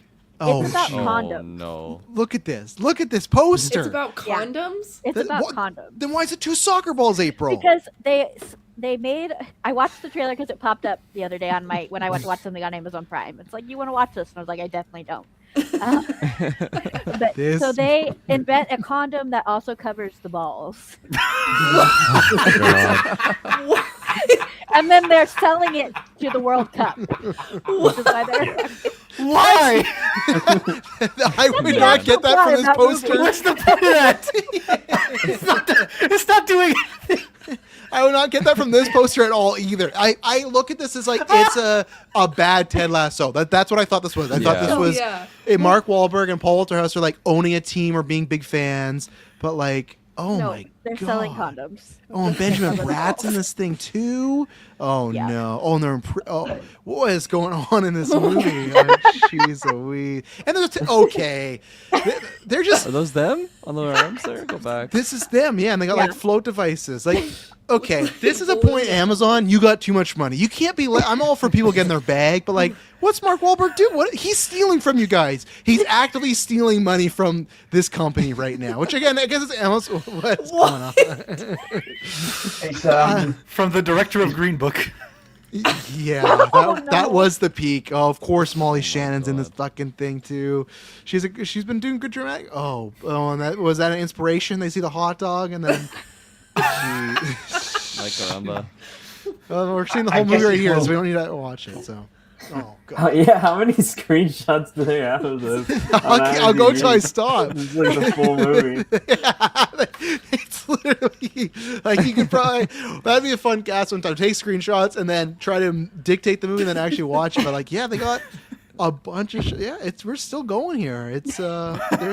We're still going. Is that Sacha Whoa, Baron Sacha Cohen? Baron Cohen? No, it is. No. Oh. By the look of the shot, What it is that feels like this would be wig? like a surprise cameo, like in the movie. And you know what? I gotta go back now. I even thought that photo of the dude in the lingerie, I thought that kind of looks like Sacha Baron Cohen. But I was like, you know what? I would have heard about this by now. So I just, okay, there No you one go. watched the movie. Yeah. Sacha Baron Cohen at one point is in lingerie, angel wings, and he has That's a totally gun right. up at some point. Yeah, so there you go. I'm gonna keep going. I gotta end this now to get to the first image, but I mean, Amazon is putting out a lot of movies no one's watching. Is anyone here watch that pirate movie with Carl Urban and not after Priyanka your Chopra? review. I'm not watching. Yeah, No. I just stumbled on. I was like, "Oh, a pirate movie. This could be good." Not at all. It was just whatever you think a generic stream movie is. That's what that was. Yeah, I feel like Amazon is where there's Sacha Baron Cohen. If this was a surprise, I suppose they didn't do a good job at it. There's 3 screenshots on the IMDb page. I feel like he's got a supporting role in this thing. Oh, I'll go back to the. See, we're seeing the movie together right now. But Yes, he's got a condom on. yeah. I know that's not, but that fucking looks like Jack Nicholson right there. And if it was, I Yeah. would cry. I would cry if Jack Nicholson. His last movie. Yeah, it's his dimples. He got the Jack Nicholson. It's probably that guy. There's a guy that is like a knockoff Jack Nicholson. Remember, he's in X-Men First Class. He's been in a bunch of stuff. Well, he got his find son him. now. But yeah, who like he doesn't got his dad's voice, unfortunately. You know, holy god, these screenshots go it on is the entire forever. movie. Every time this. And what is this? Is this a like balls up? Is that their This company? is I'm guessing, graphic April. Do you know that? design. I have no Yeah. idea. Yeah. Jeez, it never ends. But no, anyways, I was gonna say I feel like Netflix is at that point, or they are like Netflix, where those first few years of Netflix, those OG movies were like just the worst type of stuff you've ever seen. I feel like Amazon's doing that right now. Sacha Baron Cohen pops up a lot in these, and there is so many images. Jeez, I'm trying to. Oh, now we're at the behind the scenes. Behind the scenes. Look at them. They're just laughing because they know they're just fucking stealing money from Amazon. And then know why too? They're doing the Adam Sandler thing where Adam Sandler got all that money from Netflix. He's like, hey, all my movies got to be in like a different location. Like they're not in America. So he could go like traveling. Okay, we got to be the end here now. Okay, no more movie in Amazon Prime. Oh no, now there's more. It goes behind the scenes photo, and then we get back to. Oh, there it is. Yep. There's the banana with the Oh sap. my god. We've made it. We've I come was full gonna say, the circle. others were like screenshot. Was that a? Wait, go back. That's Benjamin Bratt. I thought that was what's his name? I just forgot his name. Oh well, there's more of a Brazil 25. Oh, and they're gonna put the logo on there too. Yeah. There you go. Wow. was This like, is the others were look at these screenshots, fucking and they guys showed the just official stealing. film. Look at his face. Just steal. Peter Farley just stealing money from this company. Just like, Hey, if like you're gonna steal money from a company, Amazon's a pretty good one to go. Yeah. to. This is why I get you're 100% right, Mike. But this is why when we talk about the Chris Stuckman thing or some of these other YouTuber people, it's like give them the fucking money to at least try and do their past project. This guy directing Balls Up right now, and this guy's Academy Award winner. Like this is. Oh, okay. We And finally he's doing made it. he's doing the Rocky movie later in the year too. The I Like Rocker, 136 photos. Okay, so I didn't know he was doing that movie. Jeez. Well, Balls Up. There you go, everybody. This movie's paying for it, I think. I think so. Yeah. When we get more press than I've seen of it. Other than it was on my home screen, Balls Up. I had not heard of this movie at all. Especially with streaming. There's so many movies. Oh, it's from the writers of Deadpool too. Paul Wernick and Rhett Reese. Those guys wrote all the Deadpool movies. They did Zombieland too. What happened here? What is what's going on here? Why did this one's giving me money scheme? What's going on here? Balls Up. All right. Well, luckily we're not talking about Balls Up today. We're going to be talking about some better movies. So I'm going to go around the room and and you can talk about if you've seen them both. Obviously, the people that were not on the Oscar pool, you do not have to watch Prisoners, so you're good there. So if you've seen them both, talk about them both. But Balls Up right now is rocking a 2.1. So you know what? It's failing, but it's still. And it has 5 fans. So there's 5 people in the world that have hit the heart on it right now. So there you go. Out of 16,000 ratings. So Were all 5 of them in the movie? probably. It's like Taylor when Adrenochrome got a letterbox, he hard and put 5-star. I'm like, I can't do that. I can't actively go 5-star my own movie that we put up there. But Taylor's like, Taylor's no selfish. Yeah, he's just padding our stats. Like I appreciate it, but like Taylor, you're a little biased, I'd say, on that rating there. But yeah, I'll go just so I remember from bottom wise. I'll go that way. John, did you watch? Which ones did you watch? You watch Akira, and then did you watch Prisoners? Okay, so Yeah. was it your first time with these movies, or had you seen them before? What's your story on with these? Akira, I didn't get to watch it here in the UK. I just couldn't find it streaming anywhere. I think, and couldn't in the end get to the cinema because it's showing here on. It's showing here on IMAX at the moment. So I think really? they're removing from streaming services to I guess removing from the streaming services because they want people to get to go to the cinema. I'm not sure why it was streaming though, because it came out in '88, didn't it? So it's not like it was like the 40th anniversary or anything where I would have expected it. Yeah, I think because I had seen it too. I think it's just one that just gets played a lot and stuff, and I don't know why. I don't know, because I know here it was on Crunchyroll, but it was not on the free trial. You had to get the premium, so that was a pain as a person that's not like watching too much anime. So now I got this premium. I would have done that. Yeah, I would have gone premium, but it wasn't even on there, so I didn't get a chance to see that. And unfortunately, Akira is one of those films for me. I remember. I know I'm older than some of you. Like, I remember being a kid reading comics in like the late 80s when it came out, and it being featured in there as being this like amazing film. But it was an 18, I think, at the time, or like an R rating, so I wasn't actually allowed to watch it. And then it's just passed me by, so I thought this was a really good opportunity to watch it. And so I was quite disappointed that I didn't get a chance to. But I did watch Prisoners, and I think for Prisoners, then I just picked this up on the Discord. I hadn't just you were watching it, so I thought I might as well give it a go. And so I had like no preconceptions about it. I didn't even Nice. realize. I didn't even realize it was directed by Denis Villeneuve until like I started watching the film. So I went in there like, with really low expectations, and I thought it was really good. I'm sure we'll get into lots of details in it, but I was so impressed and enjoyed it as a film.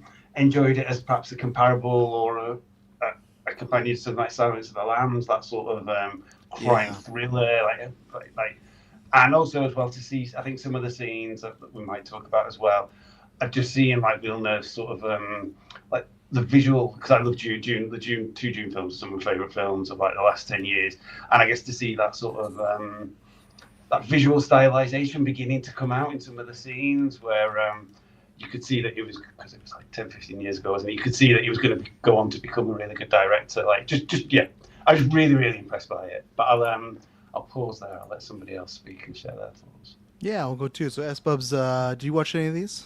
I saw Akira, and I did find out why they're playing it in theaters again in the UK, because it says it came out in Japan in '88, but it didn't come out in the UK until 91, so it would be the 35th anniversary. Oh, okay. There you go. Good spot. Yeah, good facts. Thanks. Guy in the That chair makes sense. doing his work. So I did see Akira. I hadn't seen it before. I'd heard about it. I was for a long time, just always like should watch it. Like one of my I had like a media studies class, and like the teacher had like a poster of it, so I would see it like every day. I would see the poster for it. Like I have to watch it someday. Do you have the jacket too? No. Every day you drives go it walk on in the class. bike. Yeah. Which is like a bicycle, not like a motorbike. Like, oh, look, I got the decked out. But no, I really loved it. I thought it was like an awesome movie. I didn't really know, like, I feel like I'd seen maybe like the first like 5 or 10 minutes at some point, because I felt like I remembered seeing it. So maybe at some point I started and never got around to it, but I didn't really know what it was really about. I knew it was like something futuristic type, like Blade Runner. That's what I was imagining, and it's definitely a lot more than that. Like I really had no idea where it was going. Like it just kept getting crazier and crazier, and I had no idea where it was gonna go. But I thought it was just like an awesome movie, and it flew by for me. Like it felt like just like it was just way shorter than it was. Like I could have kept watching it for much longer. Yeah, it's only 2:04 or something, so it's not like a crazy amount, but it does fly pretty quick. So, okay, so first one, the Curious. Yeah, we'll talk a little bit more after. April, what about you with, because you were in the Oscar pool too, so you had to do double duty here. Yeah. So I watched Akira for the first time. I didn't really know very much about it other than just like knowing of the Akira slide as like a thing. Yeah. Oh, yeah. I feel like we all know, like, because I feel like at any point someone does something and it's like, well, it's not cool because they're just stealing from Akira. It's like, oh, okay, that's what that is. I understand. Okay. I don't know. I didn't love it. It was fine. Oh, I think, really? I know, and I like everything, but I think. I mean, it's older than I am, so like, I'm sure when it came out, it was like amazing. And, Yeah, 88 for like, sure. Like that technological, animation, I bet, but- was like people were going yeah. nuts. Yeah. But I just found it kind of dated, and it just wasn't really for me. Whoa, wow. So I thought the I know. ending act would get you too with some of the. I did big like there stuff. was some like horror stuff that was really cool. I like when like he first freaks out and like the guards just like explode on the walls. I liked Yeah. that a lot. But Prisoners I had seen before, but it had been a long time. It's great. I really enjoyed it. 5 stars. Yeah. Excellent performances from both you and Jake Gyllenhaal. Yeah. Okay. Mike? So this was the first time I watched Akira. I knew almost nothing about it except for references I've heard in like Rick and Morty and stuff like that. I didn't even know it was animated until I started watching it. Now, Really? yeah, I thought it was live action. Maybe it's because I kept hearing rumors that they were going to remake it into live action, and I never clicked that it was an anime first. I'm going to preface this by saying that I watched the dub version because the way I watched it, that was the only one that was available to me. Animation is great. Miss 2D animation looked great, even for the time it came out. I'm sure even if you saw it at that point, it was amazing. Hated everything else about this movie. It accentuates all the things I hate most about anime.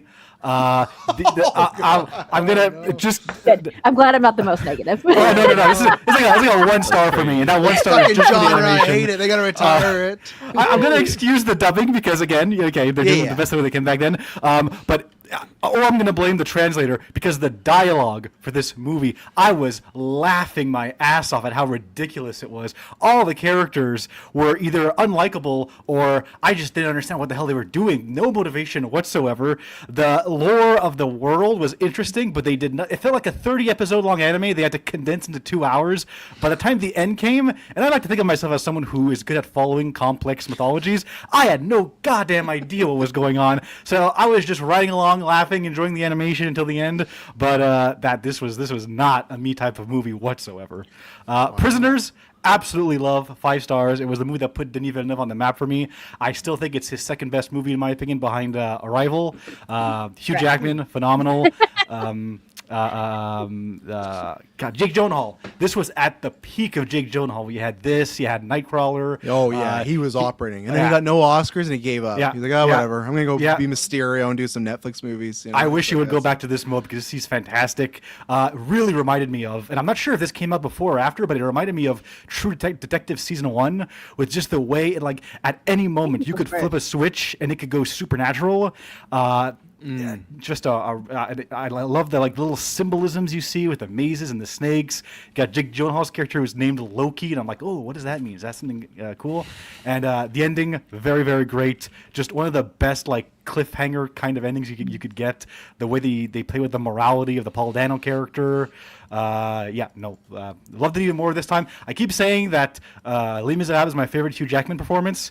Watching this again, I'd say it's probably tied now with this because he is phenomenal. I can't believe he wasn't nominated for an Oscar for this. Yeah, he was robbed. Like, listen, I get it. I like Nebraska. I like Bruce Stern, but like he shouldn't have been in that slot there. It should have been Jackman's. I know McConaughey won for it, and even then, I don't think he would have won because then you had Leo with Wolf of Wall Street like nipping at his heels. But still, that like. Yeah, it's kind of crazy he didn't, but it's like all Denis Villeneuve stuff, you know. It's like it's hard for the Academy. He's still not nominated for Best Director ever. I think Arrival is that the only one that's been nominated for Best Picture? Did that not even get it back in the day? I think it did. I know Amy Adams did, but I'm not sure. Yeah, I thought it did, but that's where it's like even then obviously he didn't get director. Pretty sure so. it got adapted screenplay too. Okay, so at least that got some love, but other than that, like Prisoner, and this feels like it's not so. Like there's no like 12-minute shootout, which I could see sometimes Oscar movie like, oh, you know, like now there's this action scene. Like the most action is Gyllenhaal driving in the rain, really. You know, there's a couple it's of just chase the general scenes, mood of it that he's just such a good. Like I said, the fact that it feels like you're in this like mystical world, but nothing supernatural ever really happens. Yeah. The way he films the torture scenes where it's like. He's not like glorifying it or anything. You're supposed to feel like you want to take a shower while you're watching it. Yeah, no, I was just looking at Gyllenhaal because after this, Enemy I haven't seen in a long time, but I remember that. And the Nightcrawler I think is peak, but then you got Southpaw, you got Nocturnal Animals, which was not for me.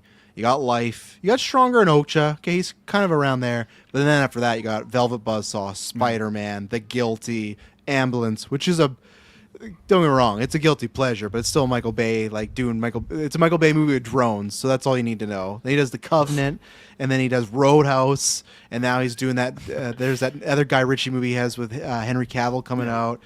He's in The Bride, but he's in there for like, this is a favorite of my sister. He's in there for like, I don't know, a cup of coffee. He in the previews, I thought he was going to be like a supporting character. No. He is throughout the movie, but he's just an actor that you see on TV. He is literally in one scene. He did his sister a favor. Yeah, it's Gyllenhaal doing nothing. He's just like, oh, be arrogant. It's okay. I'll be arrogant for 2 minutes and then I'm out. I was disappointed on that point with The Bride. So yeah, I hope. Oh, and then he has 9 upcoming projects.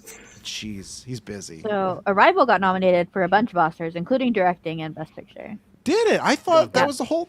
Then screenplay, cinematography, film editing, sound mixing. It won just that he hasn't won? I felt like the whole big thing with Dune is like they're never going to nominate Denis. They all hate Denis. He was nominated for Arrival. Okay. I take it back. Arrival's his best movie, so I can believe that. Incredible. People are making big deal. I love that movie. But what about you, Hans? Your same thing. You had to do the double dip there. Yeah, so this is my first time seeing both of the films, and I loved both of them. For Akira, nice. I'm heartbroken to hear that you didn't love it, but part of me understands. I'm definitely an anime person. So some of the like tropes and things I'm just kind of used to now. It definitely reminded me of like Studio Ghibli movies where it doesn't explain the world very much. It's not a ton of world building. It's just kind of like fantastical and throws you in. Like it reminded me kind of Spirited Away in that sense. But I was obsessed with the visuals of it. I think I'm just bombarded by AI slop every single day. That seeing the hand drawn, precise, every detail considered animation, it was just so gorgeous. And then at the end when he's just, all the tendrils and like extra limbs that are coming out and all the like craziness of it, I just loved it. And yeah, I was floored. I loved it a lot. Nice. And then for Prisoners, I am obsessed. Just Drawing amazing. mazes over there. Yeah, it was just incredible. Hugh is just, firing on all cylinders. Jake Gyllenhaal's great. I liked Viola Davis and Terrence Howard. They were both really good. And I didn't even know Paul Dano was in it until he showed up. And I'm like, oh, yay! Yeah. Like, just a stacked cast of everyone, like, just giving it their all. And I said in my Letterboxd review. You got interviewed for this. No, in my review of the film, like, they really don't make them like this anymore. Just like a really dark, crime thriller drama with a bunch of movie stars, like they don't make them like this. And it was just so nice to watch a movie where I couldn't guess what was coming next, and then the ending, I was just like, no. Oh yeah, it's a good one. Just the moment of what they, because obviously we won't go full spoilers. And it's older movie, but still, it's one of those. It's like a perfect ending because you just think, oh man, this is not going to go the way it is, and just in the second. And I think Gyllenhaal performs it really well too, because it's just little stuff, but just the way he acts on what's being revealed, it's a good time. You can't exactly tell what he's thinking, or or if he's noticing anything. So it's just, and then it just Prisoners. I'm like, and I feel like at the very end you finally get, oh, that's why it's called that. Like, started to connect other things, and yeah, it was great. And I always forget, man, that Terrence Howard is in this movie. There's another guy that was just, he's doing all these big stuff. Next time, baby. Like, he's doing all this stuff, and now I just see him in stuff and doing weird interviews, and I don't know, he's gone down a different path. He's gone down a different path and stuff. But maybe Secret Wars, come back for that. So Taylor, what do you think of Akira? Because you guys weren't part of the Oscar polls. You didn't have to watch Prisoners. But if you've seen Prisoners, you can speak on it. I don't think you have to. I feel like Kirkland have you in the past. I feel like we've talked about it before, right? I'll wait for my turn. Okay, sure. Talk me, right? Kirkland. Yeah. Taylor, what about you? I've not seen Prisoners, but I just added it to my Letterboxd bucket list, so I will make a point to watching that soon. I've never seen this movie. Never seen Akira. It's something back in the day when I go with my dad. My dad's a good friend, owned a video rental store, and we just go and rent like 3 movies on the weekends and whatnot. I'd always just walk around, do laps, and be like, yo, there's that movie with the red bike on the cover again. But when I was young, it's like, it's anime. I'm not really feeling it, because I wasn't an anime kid when I was younger. So now I had the chance to get into it, and I didn't know what the fuck was going on, to be honest. Started watching, and I thought, man, do I need to watch like a TV show or read a comic book in leading up to this? Because I feel like there's a lot of world here that I'm very much not familiar with. But no, there was some highlights and some moments that I enjoyed too. I was not expecting just the insanity of it, because Madison was going to bed And she's okay, good night. I'm like, okay, I'm gonna stay up. So I'm staying up and I put it on, and then she Is that comes back right? out. Volume? Yeah, well, she she comes back out right Smacking when him. she's like, "Oh, Smacking I feel like I've seen this movie trailer before. What is this?" I'm like, "It's Akira." And then the fucking dog jumps and it gets gunned down, and she didn't react to it, which is strange because normally she doesn't like that kind of She stuff. really hates dogs. There's But, living with, that over there. yeah. Secret serial killer. But yeah, I don't know. I don't know if I'm gonna necessarily rewatch this movie, but I'm glad that it's been one that I've finally, after decades, have just been able to put to bed at last, and my curiosity has been satisfied because I really thought going in that it was gonna be a guy, and this is me with no pre-existing knowledge on this at all. A guy riding this red motorbike who's gonna be like a superhero anime kind of character who's doing like crazy flamboyant stunts and whatnot, and it was just biker gangs and all that kind of stuff. And I can't remember the guy's name. Tetsuna, is that his name? The guy who Tetsuo. yeah, I just feel like he had just the All right, shittiest Kirkland, calm down. luck You've seen it like 50 because times. You don't need to correct us like that. just as a character, they're biker gangs, so it's whatever. But bike crashes in the military. He's like, let's just fucking take his body, and he gets subject to this crazy shit and turns into this fucking maniacal supervillain, crazy guy with abilities that everyone has in this universe. I learned everyone's got the ability to get these powers. They just got to tap into them. But yeah, just crazy. That's a good summation. Yeah. Yeah. That's how you should end your Letterboxd review. Just bud crazy. So yeah. Well, they say on X-Men too. They're like technically everybody has the mutant gene. You just have to unlock it, right? That's right. So- That's right. I think I gotta go back and watch Fight Club for a second time, and then And then watch Akira or not watch Akira. yeah, watch Akira again. Yeah. I don't understand the correlation other than you saw Fight Club. You are crossing off some of those big movies though. You saw Akira and Fight Club in 1 week, so those are some big like touchstone of the 80s, 90s as far as like. And I feel like even though because when's Fight Club? What year is that? Is that Wasn't it 99? It's I 99. feel It's a whole it decade feels like later. a 2000s type movie to me, so I feel like it's probably like 99. Yeah, it's 99, same year as Menace and then Matrix, but it definitely feels like it's like an Akira where it has like its own group of people. Like I said, I mean, like as always, people when you see, just make sure you shower. There's a guy sitting in front of us. He was rough. I felt like some of the people in our crowd were like the Project Mayhem people, and I was like, oh man. I feel there's that stuff in Fight Club where there's people that like take what Tyler Durden says to heart. I was looking around. I'm like, oh man, I feel like there's some people I'm watching this movie with that got the wrong message, but we got out of there. It was Expecting, all like, a bomb safe. to go off, just anarchy. Well, yeah, I was just like, these are the guys that like have the poster and like hell, like I guess what I was. With the drive jacket, you know. Yes, like Yeah. yeah, like that's what I was trying to say. Like the way people obsess over Fight Club is the same type of like fan base I think Akira has. Well, like there's tons of people that had the Akira poster in the room probably for decades, like Fight Club. Like that was like a classic poster. You'd walk in and be like, oh, okay, let's see what happens here. So, all right, Kirkland, you can reveal your secrets now. So. My secrets will be revealed. Yeah, no, funny enough, I actually hadn't seen, well, I've seen Akira multiple times now, but I had seen it for the first time, I think around COVID, for whatever reason was the first time I threw it on. I think I watched it in English, like dubbed, like the first time around. I had no idea what the fuck was going on. I don't think I like gave it my full attention properly. Like I was appreciating like the animation stuff, but I might have been late. I might have been dozing off and like waking up at weird times. And this is the type of movie that there's so much going on that if you miss something and you like blink in and out, you're like, who are these old looking children? What is going on here? I had to Who's got rewind the a powers? couple times. Why does he have a cape now? Like, Yeah. what is going on?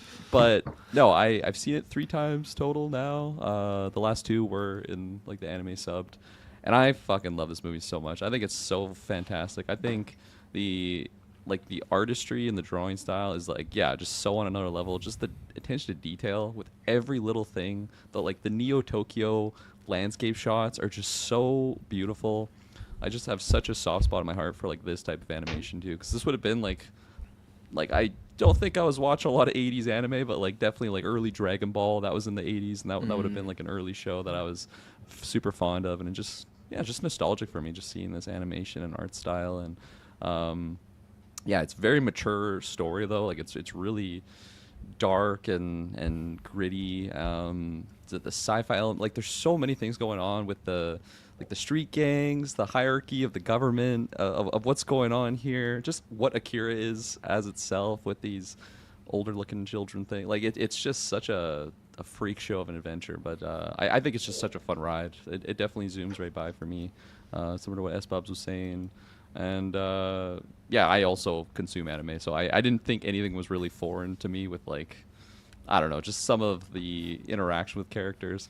Mike, you watched it and dubbed. Like, you definitely did yourself a disservice because, like, yeah, the dialogue would have been egregious if it's like a I'll direct... say I also watched it in dub, but like I said, like I'm not really a huge anime fan these days, but I definitely was. So to me, it very much felt like the dubbed, like I could tell it's like this is classic like dubbed dialogue. Yeah. Like I knew like there's some stuff they were saying that was just like very cheesy. It's like I can definitely tell this isn't like the direct translation of like of what they were 100%. trying to Yeah, say. it makes but you wonder if it is like a translation problem or if because I mean think it I is. work it's in the more like a localization thing where they try to Okay. make it, especially for the time. I feel like try to make it like as like American as possible, even if it ends up being like weird for the situation. Like I don't really think they would be saying this stuff like in this situation, just like the way they were saying it. Because I was legitimately wondering if I just like stumbled on like a fan dub for it or something, and it wasn't actually the official one. I'm like, I'm it's watching, Kirkland's I'm being fandom. trolled here or something. Yeah. Yeah. Yeah, because there's like a specific scene between... Well, my nickname is Canada, because every time I hear Canada, I just think of that. That was also Canada! nickname for After 9 when I joined. It was gonna be Canada. When Tetsuo like is just yelling at Canada, and it's just like Canada, like it just gets me. And The even in Canada Japanese voice actor version, was that's awful. Yeah, I could because imagine. I No, had to, Tetsuo, what are you doing? Stop it! Oh no! Yeah, I I do gotta remember the watch first it in viewing. Japanese now. Yeah, there's a specific scene though between the two of them, and they're like, he basically says like, "I'll look after you now," and he's like, "Do you know who the fuck you're talking to?" Like, that is kind of a rough translation because like in Japanese culture, it's a lot about like if you're older than them, like there's just such a respect type thing, and that's kind of what they're trying to get off it like amongst those two characters. But if you don't know that, he's just like snapping at him for no reason. It's like, you know who the fuck I am? I'm the one that protects you. It's like it's just a really strange dynamic, but I'm used to it now, so that definitely didn't bother me. But yeah, I absolutely love this film. It's such a fun ride. And then for Prisoners, I've seen this movie twice now. I watched it for the first time on the plane going to Manitoba. Jesus it was Christ. very depressing. Did you have people start. beside? Did you know Oh, I people did, beside absolutely. When there was like a certain torture thing going on, person next to me, no, I didn't know them. They like, I remember just like getting body reactions from them. Like they were definitely seeing my screen. It's just like, what Poor the fuck? Paul is Dano on, watching? on your screen looking like a bee Swollen sting. eye. And, Yeah, exactly. And you're just like, yeah, like this. Good flight. And it's funny, Travis, you and I were just, I think at our last cast, we were talking about like a great movie that's hard to watch. And I feel like Prisoners is Right. kind of that now for me. Like I didn't really realize it while we were talking about that. Denis Villeneuve is like, man, I also randomly watched Arrival this week without even like thinking about this. I kind of didn't think I had to watch Prisoners until like 2 hours ago. I saw like the title for this cast. I'm like, oh my God, I did not watch Prisoners. So I watched it also like right before this. So it's fresh in my mind. Oh, nice. I And I was clarified too- I many was times that too- we were doing both because I would have done it in March, but we didn't get to I do was it too in proud March. to like message Travis, be like, do I actually have to watch this movie or not? I'm like, well, I got to be You knew you prepared. got I got to roasted. actually do my homework. So I watched Prisoners, finished it like right before we started. It's not a bad watch though, you know. Like obviously tougher, but and now you're not seeing tough. on a fucking airplane little screen too. Yeah, so. on my phone for sure. So Yeah. it's, man, just such a great film. Denis, though, is like, I think he might be my favorite director. Like, I think Nolan put is him over probably Nolan, still eh? a favorite director, but Okay, well that everything doesn't is count. just You a can't say 10 it's your out of 10. you can't say Denis your favorite director and then like, but Nolan's still probably your favorite director. No. You're like you're I on would the even fence. really there. sit down and like look at the project because like I think of something. You got to watch his earlier French movies too if you really want to make that call. For Denis, yeah, you're probably right. You're totally right. But just the movies that I've seen that are 10 out of 10 by him, they're just like perfect films. Like Sicario, I am like just the biggest proponent of that Yeah, film. you are a being big just Sicario guy. Yeah. Incredible. That movie rocks. Yeah, You recently haven't, I know you rewatched haven't seen Arrival. Enemy, right? You should check that because I don't think you'd be No, Yeah, I dropping that should at definitely 10. watch Enemy. It's a weird ass Super movie. weird. It's a weird movie. It's I think one that I that's his most polarizing one. definitely right. That's like like that one a lot. his Like if you're comparing them to Nolan, what's Nolan's most polarized one? I'd say probably Tenet, right? Definitely. The I'm not fucking counting stalking Rises one, because The I know Following. people have that, but what? Not Falling either. That's his early. Like he's trying stuff out there, you know. Like I like It's a Falling. weird movie. And then Kirk, I can't remember. You've seen 24/9, right? Or no? I feel like 2049? Blade Runner. I think actually you're not- haven't. I Yeah, actually you're not a haven't Blade yet. because have you seen the original So- Blade Runner even? I don't think, or have you? I don't think I have. I think we've No, talked that's about why this, I so didn't join yeah. the review. Yeah. Yeah, I think you're not a Blade Runner guy, so you so gotta there, I see definitely got those some still. homework, but Yeah. still, like coming off of Arrival and then watching this again, I'm like, man, this guy is just peak. Like this is insane. I love complicated movies like this and like ones that aren't clear, and this is like a great example of that. You're just rooting for a guy that ends up going across the moral lines that you're just like, it's just disgusting. Every character is like a prisoner to some way, shape, or form to themselves, whether it's an external thing or like an internal. Yeah. It's a movie that the more you watch it, the more you appreciate it. And yeah, fantastic. Just a perfect ending. Yeah, really just dark and makes you feel awful, but stylizing too. Like I love the stark contrast of like the opening scene where the families are like happy and like everything's good and it's bright. Like the movie's so bright in that scene that everything else after that is just dour and depressing and rainy. Oh, yeah. and just the lighting of this movie is phenomenal. But yeah, no, it's a good venture. So I'm glad I was forced to watch it, very, very quickly. Again, Caught up with the you rest of the force class. yourself, I guess. Join the Oscar pool next year and then. But no, it's like it's a good time. It's a good pick by Maddie, and yeah, thank you Hidalgo who picked Akira. Who both of them not here, but He wanted to be this- here. He did watch it. He told me before. Yeah, he hurt his back, didn't he? Yeah. Maddie has 2 shouts that he wanted to shout out Detective Loki with the flashlight in the dark and the pouring rain find the RV. That's one shot that I see all the time.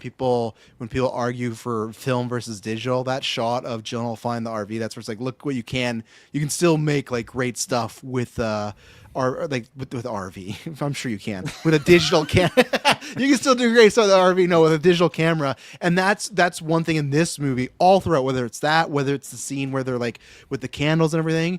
This is when Hansi said like they don't make movies like they used to. This movie's so dark all the times, but you can see everything. Yeah. There's dark Yep. basements. They're outside. They're in the pouring rain. But even then, it's okay. We're gonna have Gyllenhaal outside, and he's gonna be in front of the brightest gas station. It looks like it's Disneyland back there, but still, he's lit. So then you can just see his shadow perfectly with everything he moves, and that's like a big hang up for me. And so much stuff is like, I want to see what's going on. I don't care if it doesn't actually look like if it's blue, that's fine. I get that it's nighttime. So he showed that out, and then he also showed out that he loves the hospital drive scene where Loki's all bust up, and that's great because that's a moment where you're like, oh man, that thinks everything should be good and it's working out, and there's still like one more obstacle this guy has to come, because not only is it blood, he's probably like concussed as well, like that. Like I've never been shot in like just whatever, but I feel like if it's even if it just runs by your head, then I feel like that's still got to, like, your brain's rattling, you're not 100%. But no, this is a great movie. It's funny you're talking about, everyone's talking about Hugh Jackman. That's one thing they do have in common. Vinny and Nolan both only used this guy once. He delivered all-star performances in Prisoners and then in Prestige, and both directors never used him again. It's crazy. That's my only hold up with Jackman doing Wolverine is he's like Cruise, where I want him to get back to doing this stuff and working with the big directors. Like Hugh Jackman could have been in Oppenheimer somewhere, or like The Odyssey. yeah, he for sure could have been in the Odyssey, yeah. man. He could have Give you the done. Cyclops, big one eye. We'll see how Damon. Him as the Cyclops would have been maybe a little distracting, but like he could have done the Matt Damon role. I'm happy Matt Damon's there. We'll see. I'm excited to see what Damon can do in there. But yeah, Jackman, I think that's why he just does. And don't get me wrong, he does a lot of stuff like I don't love The Greatest Showman or anything, but stuff that's like very mainstream. But yeah, no, I can't say anything you guys haven't said. It's a phenomenal movie. Great mystery box movie. It's one of those actual movies that they introduce a new element and it actually works towards the end. Of course you want to have mysteries and red herrings, but sometimes it is just, look at like Screen 7. It's just mystery for the sake of mystery, and it's like, oh well, this didn't really lead us anywhere. It just was to confuse us for 15 minutes to the next one. But they like everything with David Del Smosh, because I remember the first time I watched this, I'm like, how does this even play into anything with the snakes and the dolls? But then when you get to the end, you're like, oh, everything makes sense. And he's become a Villeneuve guy because he's in the Dune movies. I think he's in something else too with them. But yeah, it's just like even actors that aren't even a big name, they're in there. Even the guy from 13 Reasons, who plays the son, like Dylan Minnette or whatever. Like even the minor actors, it's like, oh yeah, these are really good actors. So whoever cast this movie as well did a really good job. But visually, mysteries, all that good stuff is it's one of those, it's definitely a 10 for me. I've seen it a few times now. I'm unlike Kirkland, I can watch depressing movies kind of whenever, like it'd be a sunny day and I'll fall asleep too. This I do. I can now a little bit better, but when I started dating Emily, it sucked for the first 5 years. I couldn't do that because she didn't like horror movies. So horror movies like Nightmare on Elm Street, I know it's fucked up, but that was a go-to to fall asleep to because I'd seen those movies so many times. It's like, oh yeah, I'll fall asleep to Robert Englund talking to somebody about bugs or something, but this movie I wouldn't, though, because I feel like that's one thing with this movie. It's like, even if you've seen it, it's pretty gripping. You're just locked in the whole time. And and it's just it's my favorite type of content where it's all characters in the gray area. There's multiple people, like even Terrence Howard and like fucking Viola Davis. Viola Davis is just the mom who has like 3 scenes in this movie, that's where it's like even her is in there, but that's where all these characters are in this area where she has this decision to make, and at the end of the day she makes Viola Davis makes the semi better version of the decision, but still a fucked up decision. It's like, so it's like even her, she can't, right? The only people that aren't affected are the people that don't really know about this stuff, but no, it's a great job, and like I said, I want to see Jake again also. Both Jake and Jackman in this stuff. And then Akira, I'm it's like first person shooters. I've started to warm up to anime. I was always writing it off. Just not my, I don't know. I just feel like when I saw it as a kid, I don't know if I can say annoyed, but it just didn't speak to me, so I moved along with it. Maybe that has a lot to do with Pokemon as well, because I fucking hated Pokemon as a kid, and I grew up in the Pokemon generation where everyone watched it. So if I go to a friend's house and they're watching Pokemon and I'm forced to watch this for an hour, my life fucking sucked, man. It's like that. Or I remember one birthday party where we just played Halo the whole night. I fucking hated it, man. It was the worst party ever. It was that, and I'm not friends with these people after that. And then it's like, oh man, it's 12. You know what we're gonna watch? And then we watched Girls Gone Wild for 2 hours. It was brutal. This is when I'm in middle school. And so I'm not in middle school. It's like, oh look, titties. It's like, yeah, okay, I get it. But it was just I personally don't like watching that stuff with just friends. I've never gone to Taylor and Kirk and be like, look, the guys from your guys' work you talk about when they walk up, be like, hey, look at this. That's not been my bag. Some crazy images, okay. No. Those are memes. I sometimes send them porn memes, but that's just for the joke, all right? There's a popular nurse when I send them when they're sick, but I don't actively show you stuff that I'm aroused by, oh, look at this. This is a good thing. So I've never understood people watch it, and that was the worst party ever. His name, I won't say his full name, but Wyatt. It was a grade 6, and Halo, and then Girls Gone Wild. It fucking sucked, man. I could not wait to get out of there. And I feel you. It's awful when everybody else is like, yeah, man, it's like when you're the sole person that's like, fuck, I gotta sit here for hours and pretend to have a good time because you don't want to be the sore thumb. So I feel like that was that era where I could walk over and their friends watch an anime. It just wasn't there for me. I'm starting to like more. I know we had to watch it during COVID. We watched Dragon Ball. Was it Broly? What is it? Yeah, we watched that and I enjoyed that. And I've always thought, because I know I think most people now it's almost say, oh, Dragon Ball's a basic bitch anime to get in now, right? Because it's just so mainstream. It's yeah, of course. What? Show Come on. No, I'm not saying that, but I just feel like it's oh yeah, do you like anime? It's it's if someone said, do you like anime? So yeah, I watch Dragon Ball. They go, you don't like anime, you watch Dragon Ball. That's what I mean.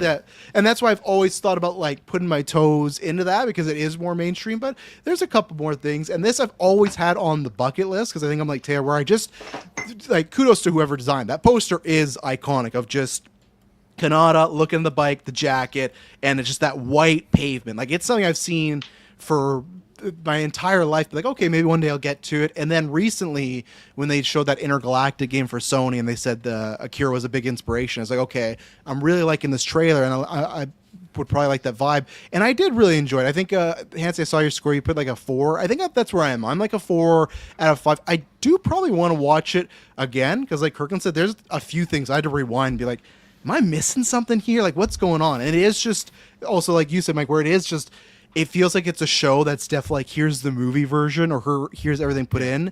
And yes, a lot of anime is that, right? There's not much hand holding going on. So that's why I wouldn't mind watching it again and it went in ways I didn't expect because I had no idea. I literally had no idea. I knew the poster and the slide. I had no idea. I thought it was maybe something about drugs because I thought that pill on his jacket meant something. It means nothing. It's just cool. Or does it mean something? Am I a nerd that doesn't know?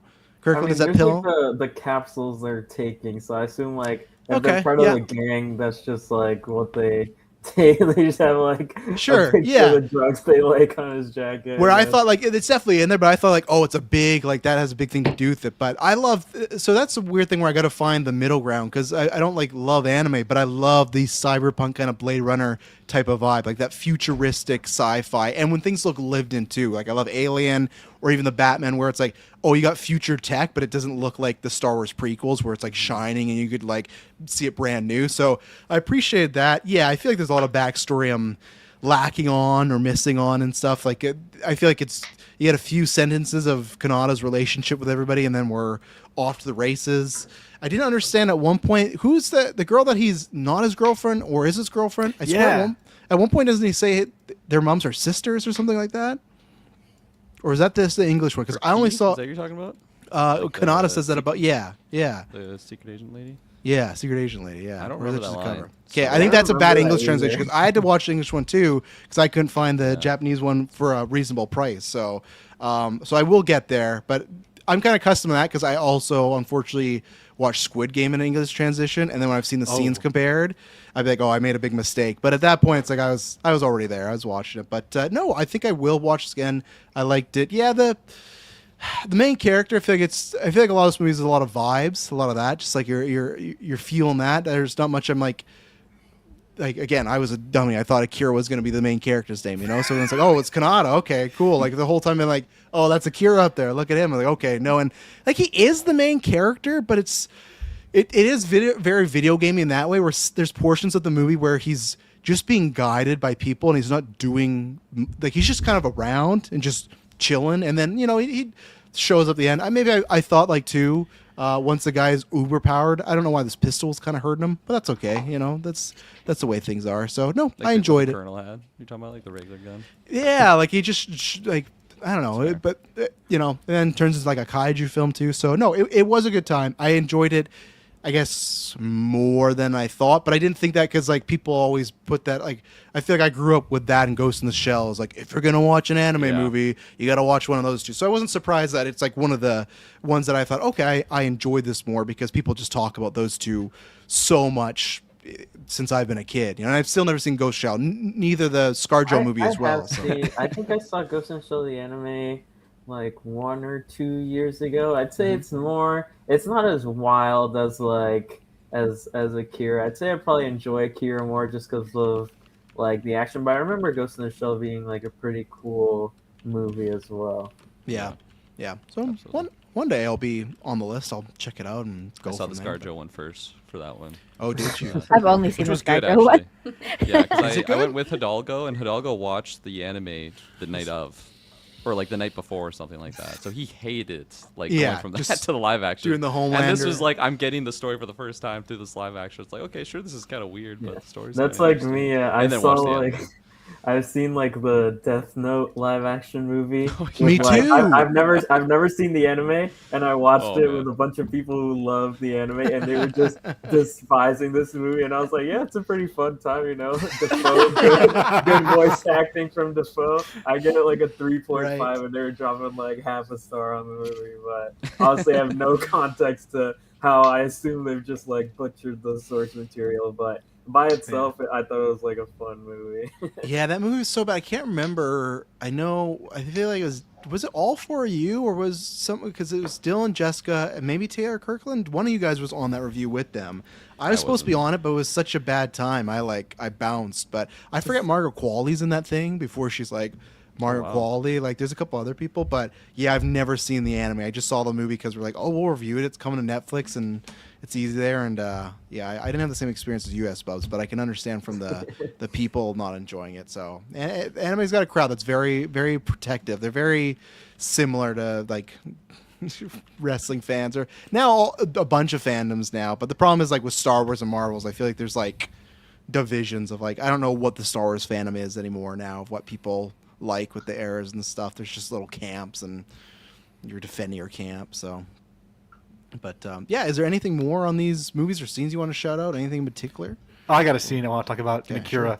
It was the scene with the old people kids, and it was a subplot I didn't understand where they were like mind controlling the girl.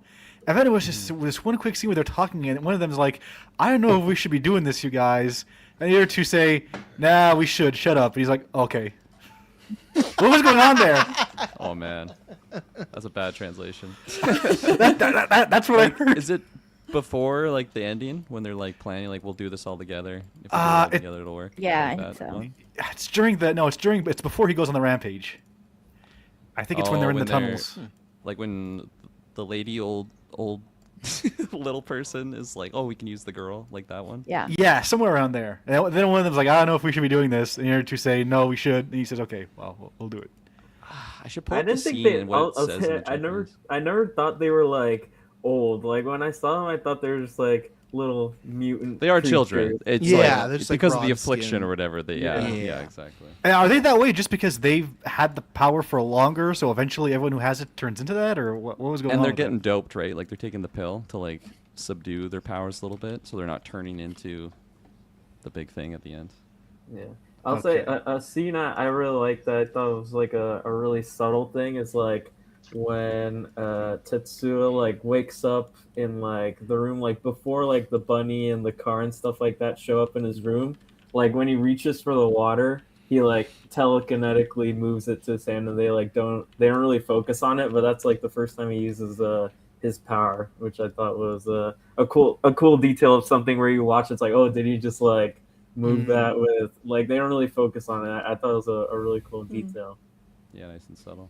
Yeah, I loved those scenes where he's like kind of hallucinating with the kids are like putting on an illusion, of the giant teddy bear and all that, like, and when his like intestines are falling out and stuff. Yeah. Like, Oh, that got me too. And he's just I thought that was reaching. real for a second. Me too. I thought, oh Yeah. man, he's going through it right now. He's seeing teddy bears, the intestines. Oh, yeah, the bears and everything. I'm all down for trippy stuff. There was that some was cool. wild imagery going on. So I like the part where there was like the cult of Akira, and like I feel like we just got a little bit more time to develop that, because it seemed like the government was kind of like they were doing propaganda towards them to try and like keep them in line, and there was a lot of interesting bits in the movie. I just wish we could have gotten like more development to like see how that affected things more. Yeah, no, I like that angle of like the Akira being like this deity thing, because like the first time that happens when it just wiped out, like the shot of the opening, right, 1988, the bomb goes off, which is Akira, and then it's just this like legacy of what that was, and then yeah, it kind of reminds me of like Fallout 3 when they have like the religion of like the nuke and like the people that just are obsessed over that. But yeah, it's especially like at the end when he's all caped up looking like Superman, and then there's just like he's got like his crowd of like the supporters on the whatever the hell you call that thing, the one groovy dude on the what the hell are those things called where they carry them on the, he's just kneeling on that platform, whatever it is. I don't know what you call it, yeah. But I will say I did like kind of how you're saying, like Mike was saying, like he didn't really like that it wasn't really developed. I kind of like that it just kind of like popped up every once in a while, or just it kind of made me think like it's like bigger than you think. Like at first it was like, oh, it's like this kid, and then there's multiple kids, and it's like it's actually like, oh, like only the top government people know, and then you see like there's like a whole cult of it, so obviously it's been like spreading and getting bigger and bigger. I thought that was like a cool detail. who I got added you, the seat Kirkland. on chair? I did. Taylor I got had you, to- Kirkland. There you go. Okay. Sit on chair or a litter. Okay. Or a palanquin. He's not gonna remember that now. You're gonna ask Kirkland, hey, what was that thing? I think in, Akira? palanquin is the one I was thinking of, but that's more of like it's like a The curtains and contained- stuff. Yeah. Yeah. Yeah, exactly. There you go. Thank you. Sedan chair. I wonder on a scale from 100 to 1,000 what Tatsuo's pain was at the end. Like first starts with his arm, and then making next, and when his whole body's just like getting like I don't know, very mushy. He's getting bigger and bigger. You know, if you're allergic and you get stung by a bee, that's what it feels like. I don't think it's like that. Paul Dano in that yeah, Paul Dano Yeah. prisoners, yeah. But no, It I was very like- much like end of the substance type of stuff going on there. Yeah. Yes, it was. I was not expecting to get to that route too. Like even when his arm got massive, it's like I was expecting the kinetics and some powers, but when it got massive, then he just got massive. Yeah, I did not. Again, much like most of this movie, but I did not think it was gonna be going there. But good visuals, fun stuff going on. So Travis, we were talking about how to view this movie, and we had mentioned Crunchyroll, and you said it's not in the Crunchyroll free trial. Yeah. I had to get 'Cause premium. on Amazon, I looked it up, Oh. Akira, on there, and it was like subscribe to Crunchyroll, get the free trial. So I did that for 10 days free trial, and then it popped up Crunchyroll. everything. That's a different service. Crunchyroll, but it popped up with Akira and everything. I didn't have to do premium or anything. So On did you- Amazon? on Amazon, yeah. I just went 'cause- to the Crunchyroll app. So Amazon has the apps through Amazon as well, but But I got to I know. bypass all that. I just went through the via apps, those bastards. So I guess on Amazon you can do it that way, hey? Mm-hmm. There you go. Thank you, Taylor, for just telling me I could save money. Thank you for telling me later on after, too. It's good. So I gotcha. What about you, Taylor? You got any favorite parts? Favorite parts? I got a kick. This is more of like a humorous part when they found out, okay, the colonel guy's just going full rogue. He's killing off all the other members of the council. And the buddy who was kind of like pushing the resistance group, he's like, okay, I'm going to get my fucking money. I'm going to get out of here. And then the guy shows up. We failed. He's just struggling. He's limping in there. We failed. My best men died. And he's like, you're not supposed to come here. Just kills him. And it bumps back into him in the alleyway, which didn't make any fucking sense because I thought the guy was dead. He got several rounds put into him, but he's walking down the alleyway and the guy drops his money and all doesn't that. hit him though. Like when he's shooting at him, he's just like. I thought he was actually like hitting misses him. like all of his shots. I think he might have hit him, like grazed him, but you see him miss like 2-3 shots. When he's some of the shots were hard for me to gauge. I knew for sure when the kid at the beginning was making a run for it with the guy, and they're like, "There's a kid there," and the kid runs, and they're like, "Open fire!" and like his skin starts falling off with all the fucking bullets that he's taking. It was just excruciatingly brutal. Yeah. I feel like I've seen that clip a lot too, of like that when he's like protecting the kid and he gets shot like firing squad by these guys. I feel like that's a clip I've seen too. Like obviously not as much as the bike, but I feel like I've seen people post that scene as like as like an over the top like brutal killing in like a movie. Yeah, sounds about right. Quite the fate. Yeah. I do have one more thing about prisoners too, because I don't know, I might have missed it. Like when they're letting him out, like without charging him or whatever, Paul Dano's character, and then Hugh like comes and assaults him and is trying to get information. I did not hear him say the thing to Hugh that Hugh says he said, and I'm like, wait, did he actually say that, or is Hugh making that up? That's what I love about the scene is that you never know for sure. You never know? Okay. Yeah. Because I was like, I didn't hear him say that, but like if he did, like, yeah, so that was good. Like it left it up to the audience there. I didn't even want to back up to double check because I was like, no, I like the fact that in the rush of everything going on, the chaos, like maybe he did say it, I just wasn't paying attention enough, or if he did. That's what I thought too. Like, so that's good that was on purpose. I went back and put subtitles on as well to even see if he picked it up on that, and it still didn't actually confirm whether anything had been said or not. So I think it is our interpretation of whether anything was said or not. Yeah, I like that about it. There's like things like that don't necessarily confirm it, Yeah. But Also, that's why I liked the end, because I know we can't give too many spoilers on here, but I liked at the end that ambiguity of, did Jake Gyllenhaal not know he was there? Is it ultimately, is that his punishment for perhaps being a bad enough person? If he hadn't done anything, everything would be fine. Yeah. But now that he's done all of this stuff, this might be his fate. Yeah. But you said earlier, Travis, about decisions. I think the one thing, and I agree with that, all the decisions go through, but the one thing I thought all the way when I reflected was, in each scene, none of the decisions felt outlandish. Nothing felt as if it was done just to push the story along. Like, as a father, you can well understand sort of why perhaps somebody would be like that in that situation. So that was the other thing for me. It never felt contrived or... like I say, to push the narrative along. It just culminated in horrendous.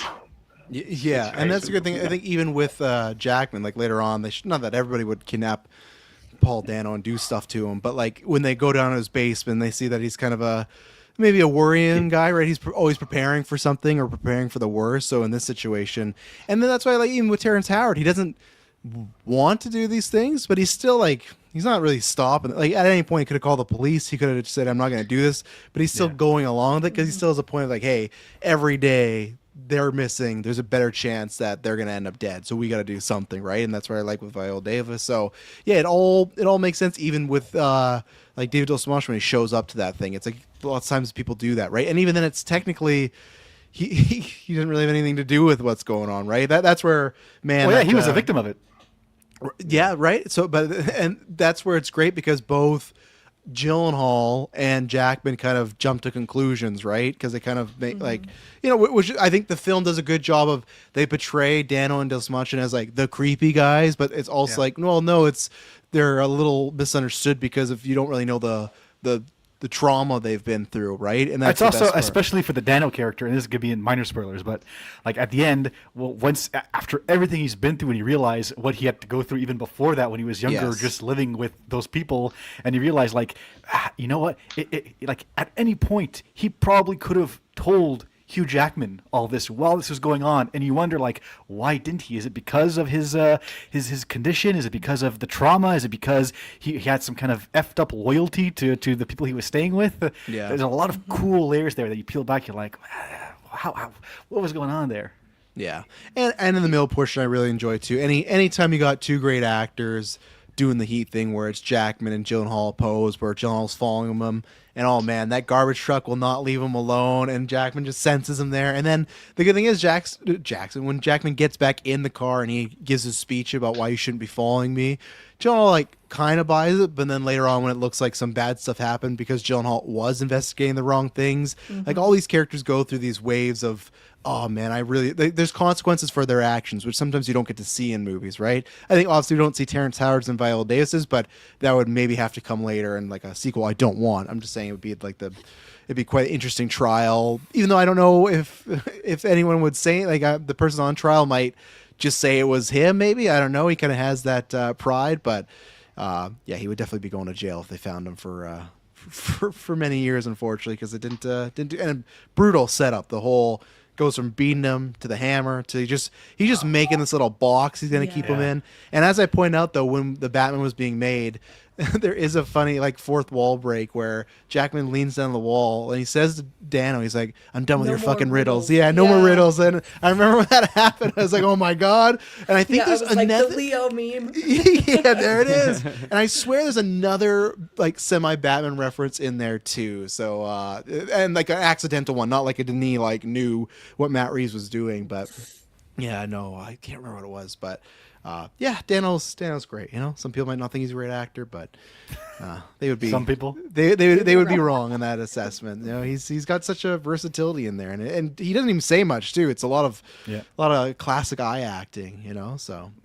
But I made some notes. Also, I made some notes like to remind myself of the film for this, and I kept writing like bathroom. I kept writing bathroom because of all those bathroom scenes getting more and more intense every single time. Like, how far can you push this? And then he creates the little shower room.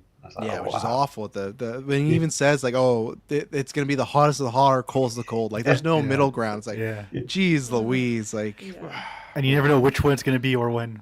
Yeah, jeez, yeah, that's a tough call. And the fact that Jackman's family, like, they thought that he didn't care. He was just drowning all of his sorrows in alcohol, that he was just going off doing nothing, when really, in his own fucked up way, he did care, and that's why he was doing it.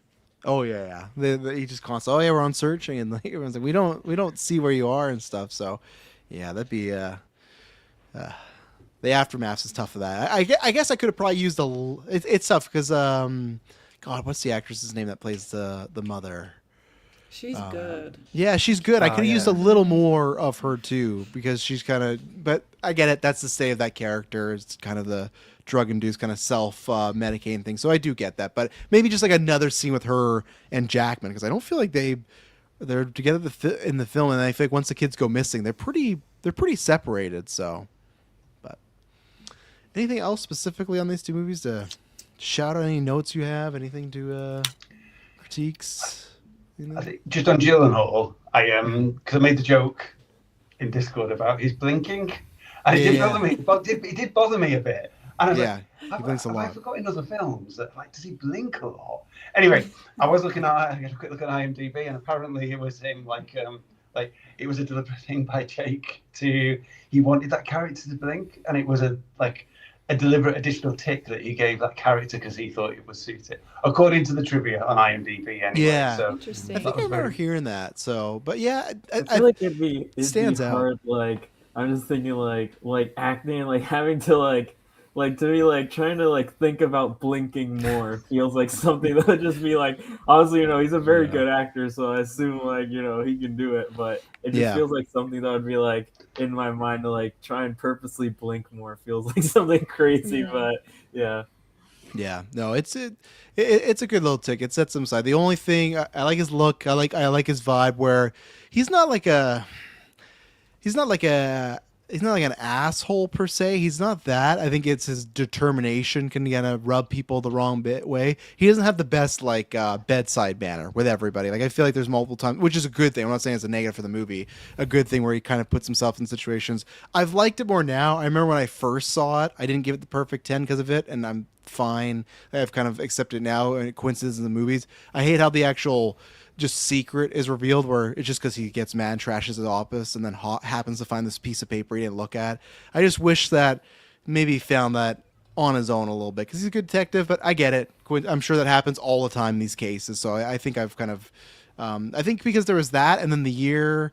When does Amazing Spider-Man come out? No, is that the same year? Is that 20? No, that was 2014. Yeah, it's right after. The same thing happens where he's digging through his room and he's all mad and he throws the briefcase aside and he finds like this secret key to the subway. I just felt like I kept seeing in movies of characters throwing stuff and then like, oh my god, the answer's right here, and I'm never gonna put that trope in anything. I hate the I throw something and the answer's right there. And like I said, I just felt like I saw a string of movies in the 2012 to 2016s of people just discovering things by something breaking, But that's it. That's my only critique I really have. So.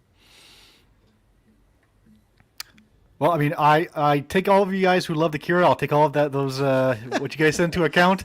Might watch it again with the proper subs, and maybe I'll enjoy it more. I'll have a new appreciation for it instead of just enjoying it for the memes. Yeah. Yeah. No, I will not definitely. be watching it again.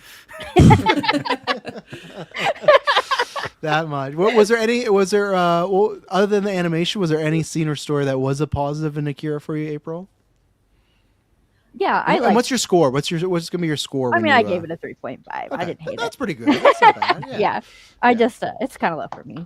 But I like everything, but yeah, no, I liked all the ending and all the animation and all the horror vibes. I liked all of that. It just I just didn't really know, especially the first 20 minutes of the movie. I'm like, I don't know what the fuck is going on.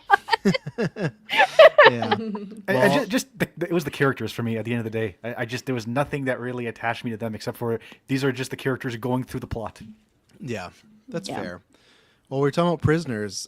In 2 weeks, if people want more Hugh Jackman, The Sheep Detectives is out. I was gonna ask some main questions before we ended because I forgot to. But Sheep Detectives, which I do not know who that movie is for, because it's for me. It's for April. Yeah, it's for April. So they're gonna get her $12.50 at the cinema. We're gonna see because I have A-list. So. You're just gonna see one A-list. I'm not saying it's bad. I will watch because I love Hugh Jackman. I watch most stuff. I watched that movie people hated, The Sun. That was all about suicide, and people are it's a movie that is kind of controversially mean and used as a tool. But I was I like Jackman, I'll watch this. The only ones I don't like, I've still never fully seen Greatest Showman. I've never seen fully Les Miserables. I'm sorry, Mike. Greatest Showman's great. I love the Greatest Showman. Oh yeah, I fell asleep after the first act of Les Miserables, and I'm I'm never gonna go back. I can't do it. No Song Sung Blue. No, I thought about it. If he got the nom, I would have. So yeah, he was pretty good in Song Sung Blue. Yeah, he's on the Man Crush list. So I usually check out his stuff eventually. But yeah, he's got The Sheep Detectives, which again looks like should be a kids animated movie, but it's not. It's just Hugh Jackman dies and the sheeps go looking for him. Yeah, it feels very dumpuary movie. Yes. I'm surprised it didn't come out in January. Oh man, that's a bad term. Dumpuary. Yeah, damn. But yeah, you got that, and then we talked about Animal Farm. What Deep Water sounds familiar? What is? Oh, that's the shark. Right, that's the shark from the Deep Blue Sea guy. Yeah, so that's Aaron Eckhart and Ben Kingsley. They're pilots. Plane crashes in water, and sharks are after them. So you got that going on. Mike, did you enjoy Akira more than Thrash? We haven't talked about that since. Yes, purely for the animation of Akira, I liked Akira more than Thrash. I was meaning to watch Thrash just because who's the director? It's someone. It's No, it's the guy who did. It's the guy who did the zombie Nazi movie. What was that called? Dead Snow. Dead Snow. That's it. Yeah. Really? Yeah. He Oh, I didn't know directed that. something else that I've seen that was like the reason I had. So Violent Night. There, the Santa Claus movie Yes. with. Oh yeah, okay. Violent Night. Okay. I like Thrash. Well, Yeah. no, I'm not gonna say things. Let's just say You're if okay. You're okay. if you're, You can- if you you're can there for spoil the shark, Thrash. if you're there for the shark kills, you can stop about 20 minutes in. That's fair. But, I mean, come on. Mommy's got to fight some motherfucking sharks. It's the greatest line in a movie of all time. It is. Yes, that was the best part of the movie. The whole movie should have been like that. I wanted it to be even more cheesy. That's It's what I one of wanted. those. It's one of Yeah. those where it just doesn't go the full way. Yeah. Yeah, I remember my mom watched the kids. We got home and then Netflix was doing all the preview stuff and it showed Thrash. I was like, "Who's that?" I'm like, "Oh, the Bridgerton girl." She's like, "That's what she's doing now." I'm like, "Yeah, I think we all kind of have that vibe, like with Phoebe Denevor." So we'll see what happens there. But yeah, Hokum's coming out on Friday, and then next week is Billie Eilish, "Hit Me Hard and Soft" tour. So I'm not gonna see that, James even though, Cameron. yeah, Taylor, you're a James Cameron fan, right? You're gonna be watching that. Taylor's scared because it's You talking to me? Don't Yeah, make you're me just unmute my Taylor. mic right now. Madison's projectile throwing up everywhere. Okay. Oh, you could give me a thumbs up, but God, okay. Has anyone seen Mortal Kombat 2? At some point, Oh, yeah, definitely. Maybe not in the theater. Okay, not in the theaters. I Okay. might- I Oh, don't I'm know. seeing it in theater. I haven't seen the first one, so I might have to watch alongside the commentary track. Yeah. Yeah, I'm definitely gonna rewatch the first one before. With the Yeah, commentary. it's an all right. It's like the Thrash. It's like could have went cheesier. They didn't. Then after that, you got Obsession. I'm excited for Obsession. Got Is God Is. I don't know what that is. And then In the Gray. That's that Guy Ritchie movie we talked about. And this is why I wanted to do May to end it off here. I want to talk about May here. 22nd, you got Pasture, you got all the boosters, but then you got Star Wars, The Mandalorian, and Grogu. Hansi, you see Mando and Grogu? You excited? Because we've been talking. I feel like Mandalorian, Grogu. Clay was just drinking one night, a couple nights ago, and just decided to come after Evil Dead and Supergirl. But I feel like John Mandalorian. Favreau's action scenes. I Come on, was- guys. He loves John What did Evil Favreau. Dead man. do to you? Yeah, but I do feel like Mando has been like a consistent conversation in the Discord since the beginning of the year. So now the next April, like the next After 9 we'll do, I think I'll probably plan it for after Mandalorian and Grogu. But Hansi, are you seeing it? Where's your excitement? Yeah, I'll probably be seeing it opening night. Mm-hmm. It's been interesting. My excitement has gone up and down and up and down. Like when I first saw like the trailer, I'm like, I got really excited. Yeah. And I'm still excited, I guess. But now with some of the new like footage and stuff, I'm like, Grogu kind of just seems like a party trick at this point. Like he doesn't. I don't know. It seems like the comedic relief all the time. Yeah, I saw a good tweet that was like, imagine if Baby Grogu or baby Groot was still baby after 7 years, and it's like, you know what, that actually signified how I do feel about Grogu a little bit. It's like, oh, we're still doing the like, he's eating eggs, he's touching buttons. It's like, can he not like we babies get it do? now. They do learn. Like I know he's like he ages much slower, but like he does grow, but I guess not yet. So Yeah, like it would be cool if he was maybe a little older and now had like using a lightsaber or whatever. I don't know. Yeah. But I mean, I'm excited to see Pedro. And hopefully it has some of that good like season 1 and 2 adventure kind of stuff. But it might just be cameo slop. I don't know. Oh, okay. Is there a cameo that you will accept though? If it's cameo slop, like is there one you're hoping for? If it's someone who's not often cameo slop, like if it's Ahsoka or Luke, I'm gonna be like, what? But Oh, I want Luke though. You know, I want if him back on the it's- big screen. yeah, I don't need a maybe- CGI face yeah. Luke. I'm saying like get Sebastian Stan as Luke, and then I'm happy. But yeah, that would be cool. yeah. But yeah, I don't know, or just come up with some new interesting characters, you know. You're getting Kinda him, where I'm at, Jabba the so. Hutt or whatever his name is, right? Yes. Yeah, yeah, you got Sigourney Weaver, and then yeah, whatever. What the hell, Taylor? If you can quickly answer, what the hell's Jabba the Hutt's kid? His son's name. Like, Yeah, Rhoda the Hutt? Rhoda. Rhoda the Hutt. that's Rhoda the Hutt. You're getting Rhoda the Hutt in a couple weeks. Jimmy Allen Nancy. White, yeah. Yeah. Good for him. He's talking English, right? He's not talking Yut language, Hut language, or whatever it is. I think a lot of aliens are, which a lot of people are mad because I it's tough because I think they're trying to make this more for kids. I am the camp that I prefer when the aliens speak like their own language and we get the subtitles. I'm always going that way. Like I would imagine Return of the Jedi and Jabba the Hutt just speaking full on English. It doesn't work. Like it's not the same, right? Like even Jar Jar maybe could have been like slightly better, but you could not have done that with Jar Jar because he had so much dialogue.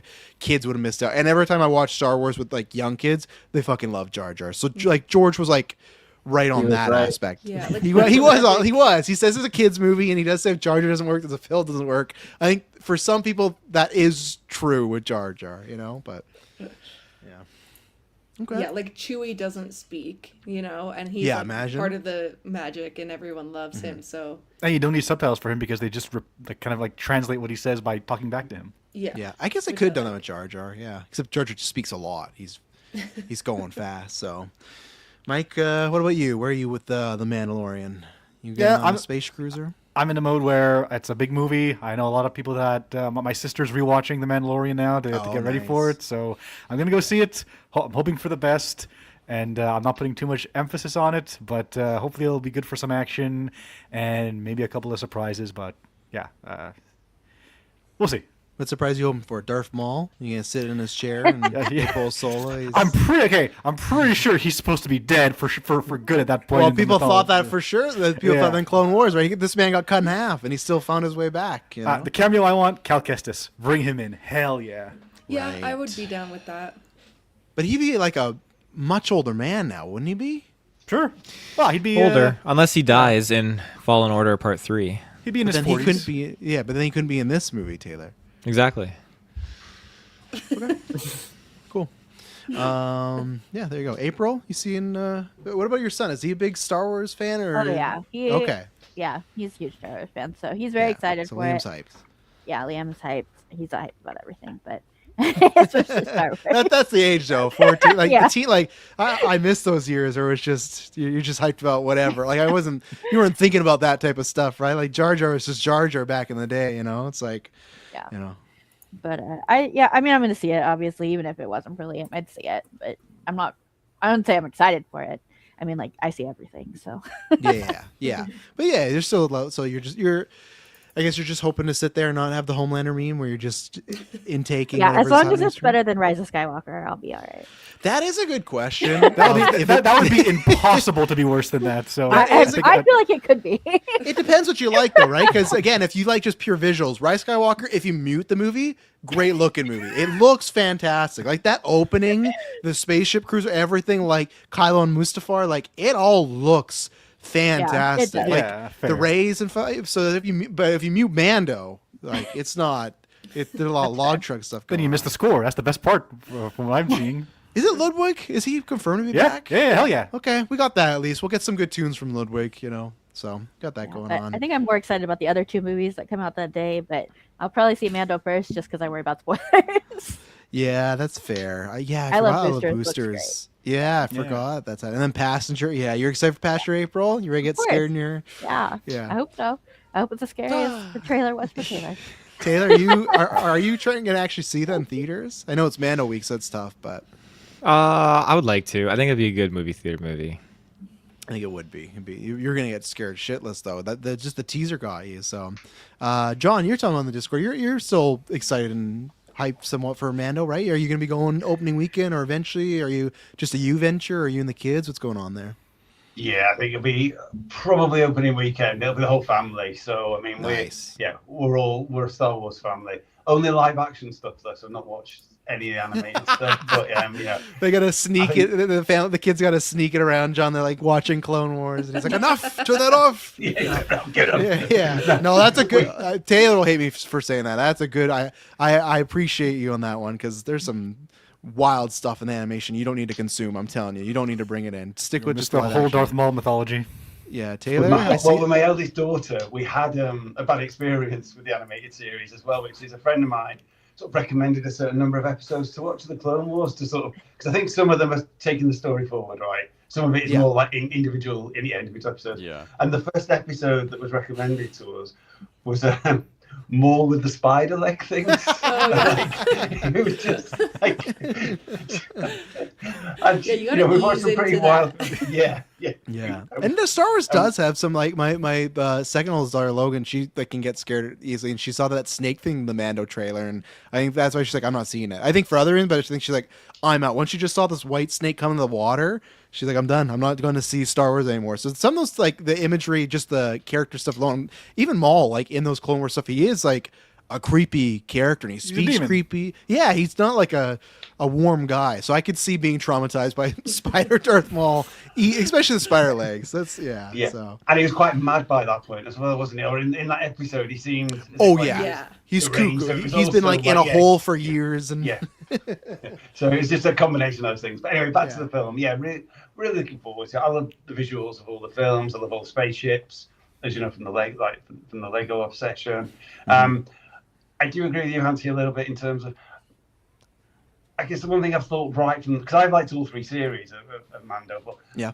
like, I've always wondered. It felt a bit like Lost, where like I'm never sure where this is actually going to go Yeah. because the pace of the series makes me think that Grogu can only ever be that age. And so what's the conclusion of this story arc going to be? Especially because we know what happens later in Star Wars in any case, because we've had more films. So that's the only thing. It's not putting me off, but I do wonder, what's this actually? What's going to happen with this story, and what's it going to? How far can they actually take it? Yeah, it is weird for a TV show that's had 3 seasons, and he's been in other stuff where I don't even know what the story and for like I don't even know what the goal of the Mandalorian is other than just he's just making money and looking after Grogu, right? Like I think it'd be different if the show like first season kind of had like that anthology feel, so that's not as bad. But then once they got him into the greater story and now he's trying to stop the next war, it's like I don't know. I guess maybe it just ends with him dying and Grogu like they do a reverse Luke and Yoda. Like, well, the end of season 2 was setting up some stuff with Luke and the stuff oh about yeah, they Mandalore. were setting stuff up. As far as I know, all the Mandalorian characters aren't even in this movie. Like the armorer and the other characters on that planet, I didn't even see them on the cast list for it. Yeah, they could be maybe a surprise, but yeah, I think this movie literally is just going to be a 2-hour just dash of Mando. Very much, I think it will honestly have the pacing that Rise of Skywalker did kind of have, though. Rise of Skywalker for that first hour is just like, we're going to give you a whole movie. Like, this is the movie J.J. Wishy directed for episode 8. Because they did a whole, like, oh, I'm your cousin, he's your father, or you're a Palpatine, like, Chewie dies. Like, this movie, I think, is going to be Mando gets a package or has to go somewhere, and it's just the hour and a half of just going, like running. So that's why they might not even see the armor or anybody, because Mando's not gonna stop or anything, So we'll get Gina Carano. She's good now. Lawsuit's cleared. She's having Zoom meetings with Dave Filoni and with Jon Favreau. According to her. Yeah. That's true. That's true. That So Daily Wire money dried up. it did. Well, look, they got people falling out of windows now. Jonathan Majors. Jonathan Majors was about to be in the biggest movie of the decade, and now he's falling out of windows because Daily Wire's like, our sets are fine. Don't worry about it, So Wait, Jonathan Major out our window?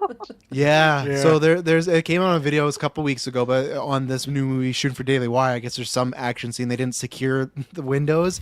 Everyone's fine, but him and the other co-star like it breaks and they just fall. Like, and it's not like a big, but it's like, and then they were asked about it and they gave some weird like. There's a lot of problems on that set apparently. Like no one cares Yeah. about any of the safety stuff. Some of the crew members are shocked. revolting. Yeah, when asked about that, like, oh, we don't respond to questions by communists or something. It's like, what are you talking about? Like, we The just wanna know woke why, mob like, is trying to yeah, cancel our yeah, movie. we're just asking why these Yeah. dudes fell out a window, man. Like, just like. Well, they spent all their safety money on that, whatever, King Arthur show or whatever the hell. Oh yeah, 100%. Yeah. So yeah, I think it'll be better than that. But yeah, I think that's why I don't know when this movie ends, if we'll have any idea where Grogu and Mandalorian are going. I think it's just going to be a good time adventure, and that's I Does guess what we can Grogu hope for. talk?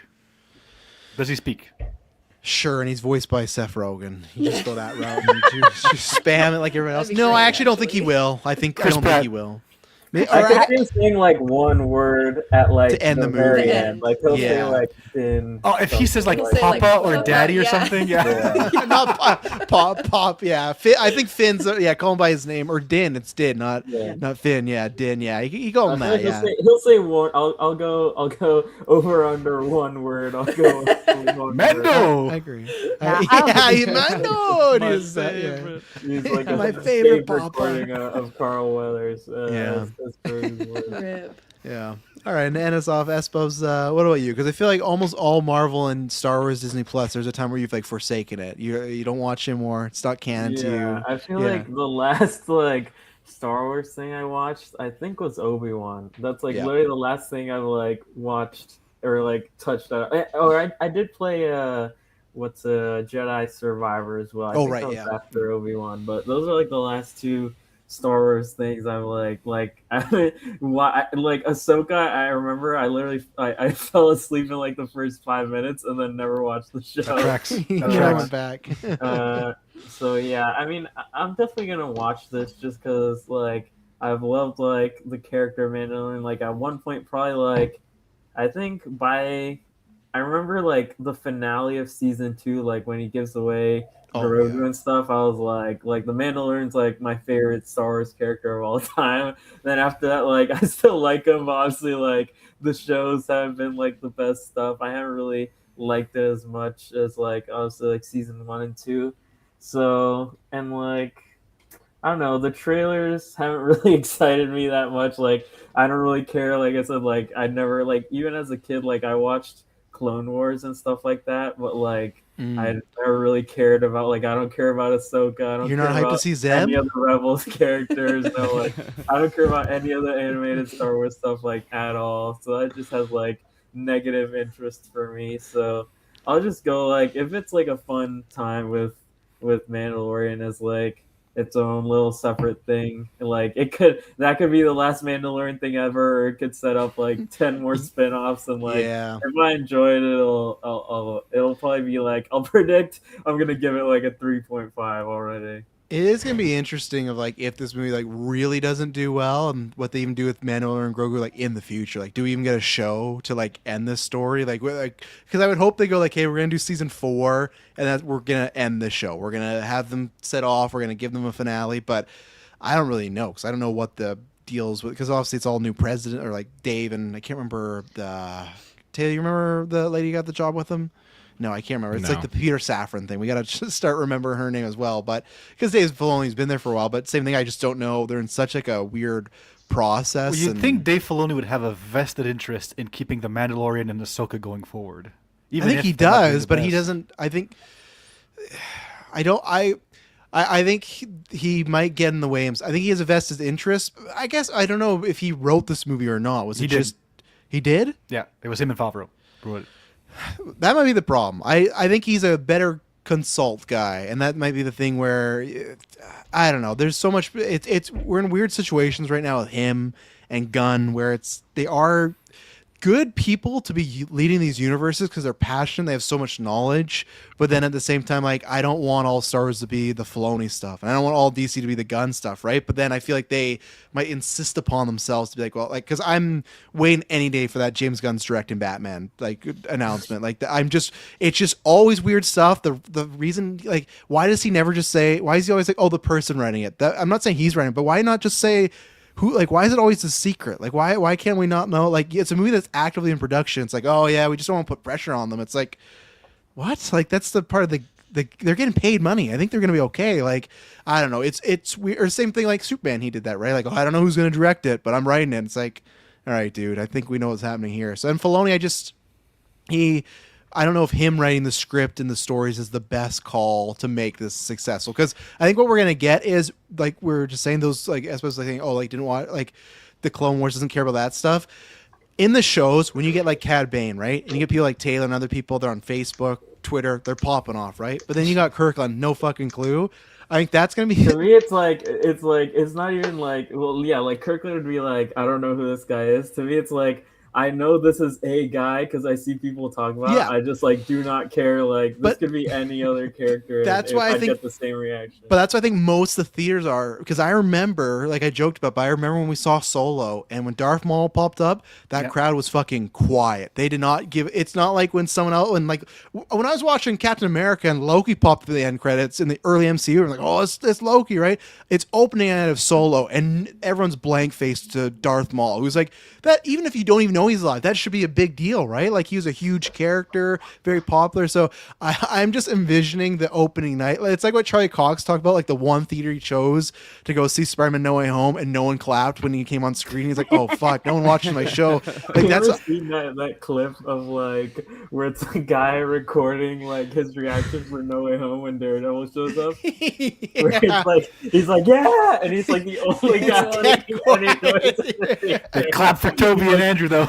Yeah, and that's what I pictured Taylor in the theater when he's seen Mandalorian. There's gonna be these Clone Wars or Rebels that pop up, and there'll be like two people that are like stir, but then the rest of the crowd, and that's where it's just like I don't know if that's gonna work for this now. They're not the Cad Bane and whoever Timothy Oliphant plays, like those aren't like Luke and Han and stuff. And I He's think, still hanging out in Back to Tank, if I'm correct, right? That's yeah, Favreau says he's still out there. He says he's still out there. I just think Filoni thinks that this stuff, because they've been around a long time and because he loves them, is a big deal. Like, I don't even know this. Maybe I'm wrong. I just don't even know if like Ahsoka showed up. If like, I don't know if the crowd will even pop. Like, I don't know that for a fact. If they don't pop for Darth Maul, because I don't know if people are watching that show or they follow Ahsoka. And we still have season 2 coming out. What the hell is that going to look like? Is that going to bring any kind of conclusion? Because season 1 felt like all set up to some big event.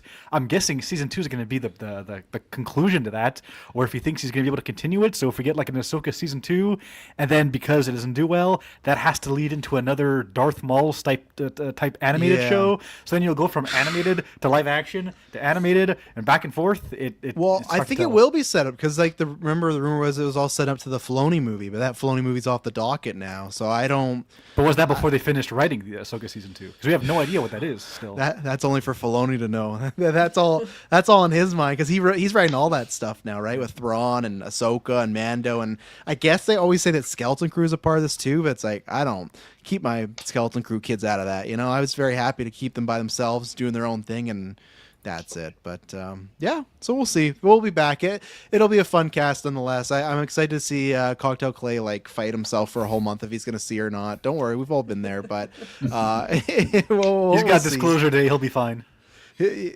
Yeah, we should all just lie to him, and he's gonna listen to this, so it wouldn't work. But we should all come out of Mandalorian and just like, man, this is the best. if he decides to see it, like, just say it's the best Star Wars action Favreau of all time. He's gonna feel like he's really missing out. But you have to drop like better than like Empire Strikes Back. Oh yeah, better than that. Yeah, better than everything. Better than Andor. Yeah, Favreau's cook. Yeah. Oh, then he'd back. He didn't like Andor for some reason. I don't know what happened. Yeah, I don't know. I somehow think, you know how, because Taylor will show me these things or whatnot about these aliens breeding with people and everything. I feel like at some point someone swapped out Cocktail Clay, like the Clay I knew about like 7 years ago. To like he wasn't dropping this many 2.5s back in the day. Like something happened to him. I don't know. I don't know if it's that line. One time the Lions had a really bad playoff game. It could have been that he might have been crushed. It's like I don't know, but we'll see. Like I said, I think that we don't have the date yet, but next After 9 we'll definitely plan for After May so we can talk about all these horror films come out, anything else in the Mandalorian and Grogu. But yeah, thanks everyone to join. Thanks to everybody that watched the movies. Thanks for Hidalgo for who picked Akira and Maddie who picked Prisoners. At least we're talking about some good movies and some good times. So, but yeah, thanks everyone who joined. And yeah, like I said, we'll be back sometime after Mando and Grogu so we can talk about that and see how we all thought. And yeah, until then, won't be boring. Everybody have a good weekend. We'll catch you guys in the Discord then. Bye-bye. See ya. Thank you. Bye.